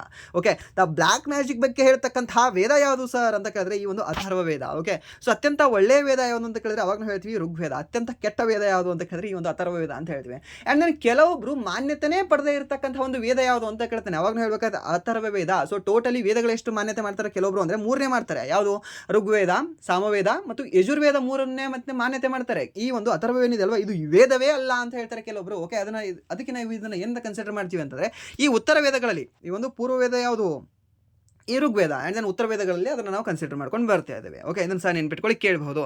ಆ್ಯಂಡ್ ದೆನ್ ಈ ಸಾಮವೇದ ಏನಿದೆ ಅಲ್ವಾ, ಈ ಸಾಮವೇದ ಕಂಪ್ಲೀಟ್ಲಿ ಗಾನನೇ ಇದ್ದಾವೆ ಇದರಲ್ಲಿ. ಓಕೆ, ಸಾಂಗ್ಗಳೇ ಇದ್ದಾವೆ. ಓಕೆ, ಸೊ ಈ ಒಂದು ಶ್ರುತಿಗಳೇ ಇದಕ್ಕೆ ಕಂಡು ಬರ್ತವೆ. ಸೊ ಎಲ್ಲಿಂದ ಬರ್ತವೆ ಆ ಶ್ರುತಿಗಳು, ಅದಕ್ಕೆ ಲಿರಿಕ್ಸ್ ಬೇಕಲ್ಲ, ಆ ಲಿರಿಕ್ಸ್ ಎಲ್ಲವೂ ಸಹ ಇರೋದಿಲ್ಲ ಅಂದರೆ ಈ ಒಂದು ಋಗ್ವೇದದಲ್ಲಿ. ಸೊ ಅದಕ್ಕೆ ಕೇಳ್ತಾನೆ, ಈ ಒಂದು ಸಾಮವೇದ ಯಾವುದ್ರ ಮೇಲೆ ಡಿಪೆಂಡ್ ಆಗಿದೆ ಅಂತ ಕೇಳ್ತಾನೆ. ಅವಾಗ ನೀವು ಹೇಳಬೇಕಾಗತ್ತೆ, ಲಿರಿಕ್ಸ್ ಇಲ್ಲದೆ ಸಾಂಗ್ ಇಲ್ಲ ಸರ್. ಸೊ ಹಾಗಾದರೆ ಈ ಒಂದು ಲಿರಿಕ್ಸ್ ಎಲ್ಲಿ ಕಂಡು ಬರುತ್ತೆ, ಋಗ್ವೇದದಲ್ಲಿ ಕಂಡು ಬರುತ್ತೆ. ಓಕೆ, ಫನ್ನಲ್ಲಿ ಓದ್ತಾ ಹೋಗಿ ನೆನ್ಪಿಳಿತದೆ ಅಷ್ಟೇ. ಓಕೆ, ಆ್ಯಂಡ್ ದೆನ್ ನೆಕ್ಸ್ಟ್ ಪ್ರಶ್ನೆ, ಬಾಂಗ್ಲಾದೇಶದ ಸಂವಿಧಾನದ ಪ್ರಕಾರ ಬಾಂಗ್ಲಾದೇಶದ ರಾಷ್ಟ್ರಧರ್ಮ ಯಾವುದು? ಬಾಂಗ್ಲಾದೇಶ ಆಗಿರಲಿ, ಈ ಪಾಕಿಸ್ತಾನ ಆಗಿರಲಿ, ಅಫ್ಘಾನಿಸ್ತಾನ ಆಗಿರಲಿ, ಆ್ಯಂಡ್ ದೆನ್ ಸೌದಿ ಅರೇಬಿಯಾ ಆಗಿರಲಿ, UAE ಆಗಿರಲಿ, ಆ್ಯಂಡ್ ದೆನ್ ಮತ್ತೆ ಯಾವುದು ಅಂತ ಹೇಳ್ತೀವಿ ನಾವು, ಕುವೈತ್. ಓಕೆ, ಸೊ ಈ ಕುವೈತ್ ಆಗಿರಲಿ, ಸೊ ಎಲ್ಲವೂ ಸಹ ಏನಂತಂದರೆ ಮುಸ್ಲಿಂ ರಾಷ್ಟ್ರಗಳು. ಓಕೆ, ಇದು ಇಸ್ಲಾಂ ಧರ್ಮವನ್ನು ಹೊಂದಿರತಕ್ಕಂಥ ರಾಷ್ಟ್ರ ಧರ್ಮವನ್ನು ಹೊಂದಿರತಕ್ಕಂಥ ಈ ದೇಶಗಳು ಅಂತ ಹೇಳ್ತೀವಿ. ಯಾವುದು, ಇಸ್ಲಾಂ ಧರ್ಮ ಅಂತ ಹೇಳ್ತೀವಿ, ನೆನ್ಪಿಟ್ಕೊಳ್ಳಿ. ಹಾಗಾದರೆ ಅತಿ ಹೆಚ್ಚು ಇಸ್ಲಾಂ ಜನ ಕಂಡುಬರ್ತಕ್ಕಂಥ ದೇಶ ಯಾವುದು ಅಂತ ಕೇಳ್ತಾನೆ. ಅವಾಗ ಹೇಳಬೇಕಾಗತ್ತೆ not UAE and then not Saudi Arabia. So it's Indonesia ಅಂತ ಹೇಳ್ತೀವಿ. ಓಕೆ, ಯಾವುದು ಈ ಒಂದು ಇಂಡೋನೇಷ್ಯಾ ಎಲ್ಲಿ ಕಂಡುಬರುತ್ತೆ, ಇದು ಏಷ್ಯಾದಲ್ಲಿ ಕಂಡುಬರ್ತಕ್ಕಂಥ ಒಂದು ದೇಶವಾಗಿದೆ. ಆ್ಯಂಡ್ ದೆನ್ ನೆಕ್ಸ್ಟ್ ಪ್ರಶ್ನೆ, ಈ 2024 ಜೂನ್ ತಿಂಗಳಲ್ಲಿ ವಯನಾಡ್ ಲೋಕಸಭಾ ಸ್ಥಾನಕ್ಕೆ ರಾಜೀನಾಮೆ ನೀಡಿದವರು ಯಾರು ಅಂತ ಕೇಳಿದ್ದೇನೆ. ಸರ್ ಯಾರು ನೀಡಿದ್ದಾರೆ ಸರ್ ರಾಜೀನಾಮೆ? ರಾಹುಲ್ ಗಾಂಧಿ. ಓಕೆ, ಸೊ ಈ ವಯನಾಡ್ ಏನಿದೆ ಅಲ್ವಾ, ಸಖತ್ತಾಗಿದೆ ಪ್ಲೇಸ್. ಓಕೆ, ಟೂರ್ ಹೋಗೋಕೆ ಹೇಳ್ತಾ ಇದ್ದೆ ನಾನು, ಟ್ರಿಪ್ ಹೋಗೋಕ್ಕೆ. ಈ ಸಖತ್ತಾಗಿರ್ತಕ್ಕಂಥ ಪ್ಲೇಸಲ್ಲಿ ರಾಜೀನಾಮೆ ನೀಡಿರ್ತಕ್ಕಂಥ ವ್ಯಕ್ತಿ ಯಾರು ಅಂದರೆ ರಾಹುಲ್ ಗಾಂಧಿ. ಸರ್ ಯಾಕೆ ಸರ್ ಅವ್ರು ಯಾಕೆ ರಾಜೀನಾಮೆ ನೀಡಿದ್ರು? ಸೊ ಹಾಗಾದರೆ ಇವಾಗ ಪ್ರಸ್ತುತ ಅವ್ರು ಹೇಗೆ MP ಇದ್ದಾರೆ, ಯಾಕೆ ಅಂತ ಕೇಳಿದ್ರೆ ಅವರು 2 ಕ್ಷೇತ್ರದಲ್ಲಿ ನಿಲ್ತಾರೆ, ಅವ್ರಿಗೂ ಸಹ ಭಯ ಇರುತ್ತೆ. ಯಾವುದೇ MP ಆಗಿರಲಿ, ಯಾವುದೇ ಪ್ರಧಾನಮಂತ್ರಿ ಕ್ಯಾಂಡಿಡೇಟೇ ಆಗಿರಲಿ, ಇಲ್ಲ CM ಕ್ಯಾಂಡಿಡೇಟ್ ಆಗಿರಲಿ, ಅವರು ಒಂದೇ ಕ್ಷೇತ್ರದಲ್ಲಿ ನಿಲ್ಲೋದಿಲ್ಲ. ಸೊ ಅವರೇ ಜಾಸ್ತಿ ಭಯ ಬಿದ್ದು 2 ಕ್ಷೇತ್ರದಲ್ಲಿ ನಿಲ್ತಾರೆ. ಒಂದು ಕಡೆ ನಾವು ನಿಲ್ಲಿಲ್ಲ, ಒಂದು ಕಡೆ ದುಡ್ಡಿಗೆ ಓಟ್ ಹಾಕಲಿಲ್ಲ ಅಂದ್ರೆ ಮತ್ತೊಂದು ಕಡೆ ಆದರೂ ದುಡ್ಡಿಗೆ ಓಟ್ ಹಾಕ್ತಾರೆ ಅಂತ. ಓಕೆ, ಸೊ ಅದಕ್ಕೆ 2 ಕ್ಷೇತ್ರದಲ್ಲಿ ನಿಂತು ಒಂದು ಕ್ಷೇತ್ರದಲ್ಲಿ ಇವರು ರಾಜೀನಾಮೆಯನ್ನು ಕೊಟ್ಟಿದ್ದಾರೆ. ಓಕೆ, ಸೊ ಈ ವ್ಯಕ್ತಿ ಆಗಿರಲಿ, ಸೊ ಯಾರೇ ಆಗಿರಲಿ, ನಮ್ಮ ಭಾರತ ಪ್ರಧಾನಮಂತ್ರಿ ಆಗಿರಲಿ, CM ಆಗಿರಲಿ, ಓಕೆ, ನಮ್ಮ ಕರ್ನಾಟಕ CM ಆಗಿರಲಿ, ಸೊ ಅವ್ರು ಎಲ್ಲರೂ ಸಹ 2 ಸ್ಥಾನಗಳಲ್ಲಿ ನಿಂತಿರ್ತಾರೆ. ಮತ್ತೊಂದಕ್ಕೆ ರಾಜೀನಾಮೆ ಕೊಡ್ತಾರೆ, 2ರಲ್ಲೂ ಸಹ ಗೆದ್ದರೆ, ಇಲ್ಲಾಂತಾರೆ ಒಂದರಲ್ಲೇ ಗೆದ್ರೆ ಓಕೆ ಅದರಲ್ಲೇ ಮಾಡ್ಕೊಳ್ತೀನಿ ಅಂತ ಇರ್ತಾರೆ. ಓಕೆ, ಇದು ಸಹ ನಿಮ್ಗೆ ಗೊತ್ತಿರೋ ಕೇಳ್ಬೋದು. ಸೊ ಅವರು 2 ಸ್ಥಾನಗಳಿಗೂ ಸಹ ನಿಲ್ಬಹುದು. ಇವಾಗ ನೀವು ಸಹ ನಿಲ್ಬೋದು 2ರಲ್ಲಿ. ಓಕೆ, ಅಷ್ಟೇ. ಆ್ಯಂಡ್ ದೆನ್ ನೆಕ್ಸ್ಟ್ ಪ್ರಶ್ನೆ, ಈ ಕೊಟ್ಟಿರುವ ಯಾವ ಬಣ್ಣವು ಜುಡೋ ಕ್ರೀಡೆಗಳಿಗೆ ಸಂಬಂಧಿಸಿಲ್ಲ ಅಂತ ಕೊಟ್ಟಿದ್ದಾನೆ. ಓಕೆ, ಈ ಒಂದು ಜುಡೋಕ್ಕೆ ಸಂಬಂಧ ಪಡದೇ ಇರತಕ್ಕಂತಹ ಒಂದು ಬಣ್ಣ ಯಾವುದು ಸರ್? ಹೇಗೆ ಸರ್ ಇದು ಬಣ್ಣ ಹೇಗೆ ಸಂಬಂಧಿಸಿಲ್ಲ ಇದು? ಯಾಕೆ ಅಂತ ಕೇಳಿದ್ರೆ, ಈ ಒಂದು ಜುಡೋ ಬೆಲ್ಟ್ಗಳೇನಿದಾವಲ್ಲ, ಆ ಜುಡೋ ಬೆಲ್ಟ್ಗಳು ನಿಮಗೆ ನಾರ್ಮಲಿ ಬಿಳಿ ಬಣ್ಣದಲ್ಲಿ ಕಂಡುಬರುತ್ತೆ, ನೀಲಿ ಬಣ್ಣದಲ್ಲಿ ಕಂಡುಬರುತ್ತೆ, ಆ್ಯಂಡ್ ದೆನ್ ಕೆಂಪು ಬಣ್ಣದಲ್ಲಿ ಕಂಡುಬರುತ್ತೆ, ಆ್ಯಂಡ್ ದೆನ್ ಕಪ್ಪು ಬಣ್ಣದಲ್ಲಿ, ಓಕೆ, ಯಾವುದು ಬ್ಲ್ಯಾಕ್ ಬಣ್ಣದಲ್ಲಿ ಕಂಡುಬರುತ್ತೆ, ಆ್ಯಂಡ್ ದೆನ್ ಆರೆಂಜ್ ಬಣ್ಣದಲ್ಲಿ ಕಂಡುಬರುತ್ತೆ, ಮತ್ತು ಗ್ರೀನ್ ಬಣ್ಣದಲ್ಲೂ ಸಹ ಕಂಡುಬರುತ್ತೆ, ಆ್ಯಂಡ್ ದೆನ್ ಇನ್ನೊಂದು ಗ್ರೇ ಬಣ್ಣದಲ್ಲೂ ಸಹ ಕಂಡುಬರ್ತವೆ. ಬಟ್ ಗುಲಾಬಿ ಬಣ್ಣದಲ್ಲಿ ಈ ಜುಡೋ ಬೆಲ್ಟ್ಗಳು ಕಂಡು ಬರುವುದಿಲ್ಲ. ಓಕೆ, ನೆನ್ಪಿಟ್ಕೊಳ್ಳಿ. ಓಕೆ, ಸೊ ಯಾವ್ಯಾವ ಬಣ್ಣಗಳು ಸರ್? ಇವಾಗಲೇ ಹೇಳಿದ್ರಿ. ಯಾವುದೇ ಹೇಳಿದೆ ನಾನು? ಯಾವುದು ಸರ್? ಫಸ್ಟ್ ಒಂದು ಬಿಳಿ ಅಂತ ಹೇಳಿದ್ರಿ, ವೈಟ್ ಅಂತ ಹೇಳಿದ್ರಿ. ಓಕೆ, ವೈಟ್ ನೆನ್ಪಿಟ್ಕೊಳ್ತೀವಿ. And then next yellow, and then next orange ಆದ ನಂತರ ನಿಮಗೆ ನೆಕ್ಸ್ಟ್ ಯಾವುದು ಬರುತ್ತೆ? ನಿಮಗೆ GRB. ಓಕೆ, ಯಾವುದು? Green, red, and then blue. Okay, so ಇದಾಯಿತು. ಆ್ಯಂಡ್ ದೆನ್ ನೆಕ್ಸ್ಟ್ ಯಾವುದು? ಬ್ಲ್ಯಾಕ್. ಓಕೆ, ವೈಟ್ ಒಂದಿದೆ ಅಲ್ವ, ವೈಟ್ ಜೊತೆ ಬ್ಲ್ಯಾಕ್ ನೆನ್ಪಿಟ್ಕೊಳ್ಳಿ. ಓಕೆ, ಈ ಒಂದು ಆರೆಂಜ್ ಜೊತೆ ಎಲ್ಲೋ ನೆನ್ಪಿಟ್ಕೊಳ್ಳಿ. ಇದು GRB ನೀವು ನೆನ್ಪಿಟ್ಕೊಳ್ತೀರಾ. ಓಕೆ, ಸೊ ಇಷ್ಟು ನೆನ್ಪಿಟ್ಕೊಳ್ಳಿ. ಅಂದರೆ ಇನ್ನೊಂದು ಬರುತ್ತೆ, ಯಾವುದು? ಗ್ರೇ. ಈ ಎಷ್ಟು? 1 2 3 4 5 6 7 8 ಬಣ್ಣವೇನಿದೆ ಅಲ್ವಾ, ಈ ಒಂದು ಜುಡೋ ಬೆಲ್ಟ್ಗಳಿಗೆ ಸಂಬಂಧಿಸಿದೆ. ಓಕೆ, ಈ ಗುಲಾಬಿ ಬಣ್ಣ ಏನಿದೆ ಅಲ್ವಾ, ಜುಡೋ ಬೆಲ್ಟ್ಗಳಿಗೆ ಸಂಬಂಧಪಟ್ಟಿಲ್ಲ. ಓಕೆ, ಇದು ನೆನ್ಪಿಟ್ಕೊಳ್ಳಿ. ಆ್ಯಂಡ್ ದೆನ್ ನೆಕ್ಸ್ಟ್ ಪ್ರಶ್ನೆ, ಈ ಕಳಿಂಗ ಮಹೋತ್ಸವ ಹೆಸರಿನ ಹಬ್ಬವನ್ನು ಯಾವ ರಾಜ್ಯದಲ್ಲಿ ಆಚರಿಸಲಾಗ್ತದೆ? ಕಳಿಂಗ ಯಾವ ರಾಜ್ಯದ ಒಂದು ಹಳೆ ಹೆಸರು? ಈ ಒಂದು ಒಡಿಶಾ ರಾಜ್ಯದ ಹಳೆ ಹೆಸರು. ಸೊ ಅದಕ್ಕೆ ಸರಿಯಾದ ಉತ್ತರ ಆಪ್ಷನ್ ಎ ಅಂತ ಹೇಳ್ತೀವಿ. ಯಾವುದು? ಆಪ್ಷನ್ ಬಿ ಅಂತ ಹೇಳ್ತೀವಿ. ಆ್ಯಂಡ್ ದೆನ್ ನೆಕ್ಸ್ಟ್, ರಾಷ್ಟ್ರೀಯ ಬಹು ಆಯಾಮದ ಬಡತನ ಸೂಚ್ಯಂಕದ 2023 ಪ್ರಕಾರ ಈ ಕೆಳಗಿನ ಯಾವ ರಾಜ್ಯವು ಅತ್ಯಂತ ವೇಗದಲ್ಲಿ ಬಡತನವನ್ನು ಇಳಿಕೆ ದಾಖಲಿಸಿದೆ ಅಂತ ಕೇಳಿದ್ರೆ, ಈ ಉತ್ತರ ಪ್ರದೇಶ ಈ ಬಡವರನ್ನ ಅತಿ ಕಡಿಮೆ ಮಾಡ್ತಿದೆ, ಮೀನ್ಸ್ ಶ್ರೀಮಂತರ ಹೆಚ್ಚಿಗೆ ಮಾಡ್ಕೊಳ್ತಾ ಇದೆ ಅಂತ. ಯಾವುದು? ಈ ಒಂದು ಉತ್ತರ ಪ್ರದೇಶ. ಯಾವುದರ ಪ್ರಕಾರ? 2023 ಬಡತನ ಆಯಾಮದ ಪ್ರಕಾರ. ಆ್ಯಂಡ್ ನೆಕ್ಸ್ಟ್ ಪ್ರಶ್ನೆ, ಈ ಕೆಳಗಿನವುಗಳಲ್ಲಿ ಭಾರತದ ಯಾವ ರಾಜ್ಯದಲ್ಲಿ ಸಂವಿಧಾನದ ಪರಿಶಿಷ್ಟ ಜಾತಿಗಳು ಮತ್ತು ಪರಿಶಿಷ್ಟ ಪಂಗಡಗಳ ಆದೇಶಗಳು ತಿದ್ದುಪಡಿ ಮಸೂದೆ 2024 ಇದು ಪರಿಶಿಷ್ಟ ಜಾತಿಗಳು ಮತ್ತು ಪರಿಶಿಷ್ಟ ಪಂಗಡಗಳ ಪಟ್ಟಿಯನ್ನು ಮಾರ್ಪಡಿಸಲು ಉದ್ದೇಶಿಸಿದೆ ಅಂತ ಕೇಳಿದ್ರೆ, ಈ ಒಡಿಶಾ ಅಂತ ಹೇಳ್ತೀವಿ. ಯಾವ ರಾಜ್ಯ? ಈ ಒಂದು ಒಡಿಶಾ ರಾಜ್ಯ. ಓಕೆ, ಆ್ಯಂಡ್ ದೆನ್ ನೆಕ್ಸ್ಟ್ ಪ್ರಶ್ನೆ, ಓಕೆ, ಇದೇನಿಲ್ಲ, ಇದು ಕರೆಂಟ್ ಅಫೇರ್ಸ್ ಮೇಲೆ ಕೇಳಿರ್ತಕ್ಕಂಥ ಪ್ರಶ್ನೆ ಆಗಿದೆ. ಆ್ಯಂಡ್ ದೆನ್ ನೆಕ್ಸ್ಟ್ ಪ್ರಶ್ನೆ, ಹಾಗೆ ಈ ಒಂದು ಕ್ಲಾಸಿನ ಕೊನೆಯ ಪ್ರಶ್ನೆ, ಪಂಚವಾರ್ಷಿಕ ಯೋಜನೆಯು ಈ ಕೆಳಗಿನ ಯಾವ ಉದ್ದೇಶವು ನೇರವಾಗಿ ಜನರಿಗೆ ಸಂಬಂಧಿಸಿದೆ? ಬೆಳವಣಿಗೆಗೆ, ಆ್ಯಂಡ್ ದೆನ್ ಆಧುನೀಕರಣ, ಸ್ವಾವಲಂಬನೆ ಮತ್ತು ಸಮಾನತೆಗೆ ಇದು ಸಂಬಂಧ ಹೊಂದಿದೆ. ಓಕೆ, ಸೊ ಇದು ಸ್ವಲ್ಪ ಟ್ರಿಕ್ಕಿ ಅಂತ ಹೇಳ್ಬೋದು, ಯಾಕೆಂದರೆ ನಾವು ನಾರ್ಮಲಿ ಹೇಳ್ತೀವಿ, ನಾವು ಬೆಳವಣಿಗೆ ಅಂತ ಹೇಳ್ತೀವಿ. ಓಕೆ, ಬಟ್ ಇಲ್ಲಿ ಕೀ ಆನ್ಸರ್ಲಿ ಏನು ಕೊಟ್ಟಿದ್ದಾನೆ ಅಂದರೆ ಸಮಾನತೆ ಅಂತ ಕೊಟ್ಟಿದ್ದಾನೆ. ಓಕೆ, ಏನಾಗುತ್ತೆ ಅಂದರೆ ಸಮಾನತೆ ಅಂತ ಆಗುತ್ತೆ. ಸೊ ಇದಾಗಿತ್ತು ಇಲ್ಲಿವರೆಗೆ February 4 ಸೆಕೆಂಡ್ ಶಿಫ್ಟಲ್ಲಿ ನಡೆದಿರ್ತಕ್ಕಂತಹ SSC GD ಪ್ರಶ್ನೆ ಪತ್ರಿಕೆಯ ಅನಾಲಿಸಿಸ್, ಹಾಗೆ ವಿಶ್ಲೇಷಣೆ, ಹಾಗೆ ಸಮ್ ಎಡಿಷನಲ್ ಇನ್ಫಾರ್ಮೇಷನ್ನ ಮಾಹಿತಿ ಆ್ಯಂಡ್ ದೆನ್ ಡಿಸ್ಕಷನ್ ಅಂತ ಸಹ ಹೇಳ್ಬೋದು. ಸೊ ಇಲ್ಲಿವರೆಗೂ ವಿಡಿಯೋ ನೋಡೋದಕ್ಕಾಗಿ ಫಸ್ಟ್ ಆಫ್ ಆಲ್ ಧನ್ಯವಾದಗಳು. ಹಾಗೆ ಇಲ್ಲಿವರೆಗೂ ವಿಡಿಯೋ ನೋಡಿ ನಿಮ್ಗೆ ಏನಾದರೂ ವಿಡಿಯೋ ಇಷ್ಟ ಆಗಿದ್ರೆ ಪ್ಲೀಸ್ ವಿಡಿಯೋನ ಲೈಕ್ ಮಾಡಿ, ಸಬ್ಸ್ಕ್ರೈಬ್ ಮಾಡಿ. ಇಫ್ ನಿಮಗೆ ವಿಡಿಯೋ ಇಷ್ಟ ಆಗಲಿದ್ರೆ ಆಬ್ವಿಯಸ್ಲಿ ಡಿಸ್ಲೈಕ್ ಮಾಡಿ ಅಂತ ಹೇಳ್ತಾ, ಹಾಗೆ ನಿಮ್ಗೆ ಏನಾದರೂ ಈಗ ಒಂದು ಕ್ಲಾಸ್ ಇಷ್ಟ ಆಗಿತ್ತು ಅಂತಂದರೆ ಪ್ಲೀಸ್ ನಿಮ್ಮ ಫ್ರೆಂಡ್ಸ್ಗೂ ಸಹ ಶೇರ್ ಮಾಡಿ. ಓಕೆ, ಸೊ ಫ್ರೆಂಡ್ಸ್ಗೂ ಸಹ ಶೇರ್ ಮಾಡೋದ್ರಿಂದ ಮೀನ್ಸ್ ನಮಗೂ ಸ್ವಲ್ಪ ಮೋಟಿವೇಶನ್ ಸಿಗುತ್ತೆ. ಸೊ ಇನ್ನೂ ಸಹ ಜಾಸ್ತಿ ಕ್ಲಾಸ್ಗಳನ್ನು ಮಾಡ್ತಾ ಬರೋಣ. ಓಕೆ, ಆ್ಯಂಡ್ ದೆನ್ ಇನ್ನೊಂದು ಏನು ಅಂತಂದರೆ ನಿಮ್ಗೆ ಹೇಳ್ತಾ ಇದ್ದೀನಿ. ಓಕೆ,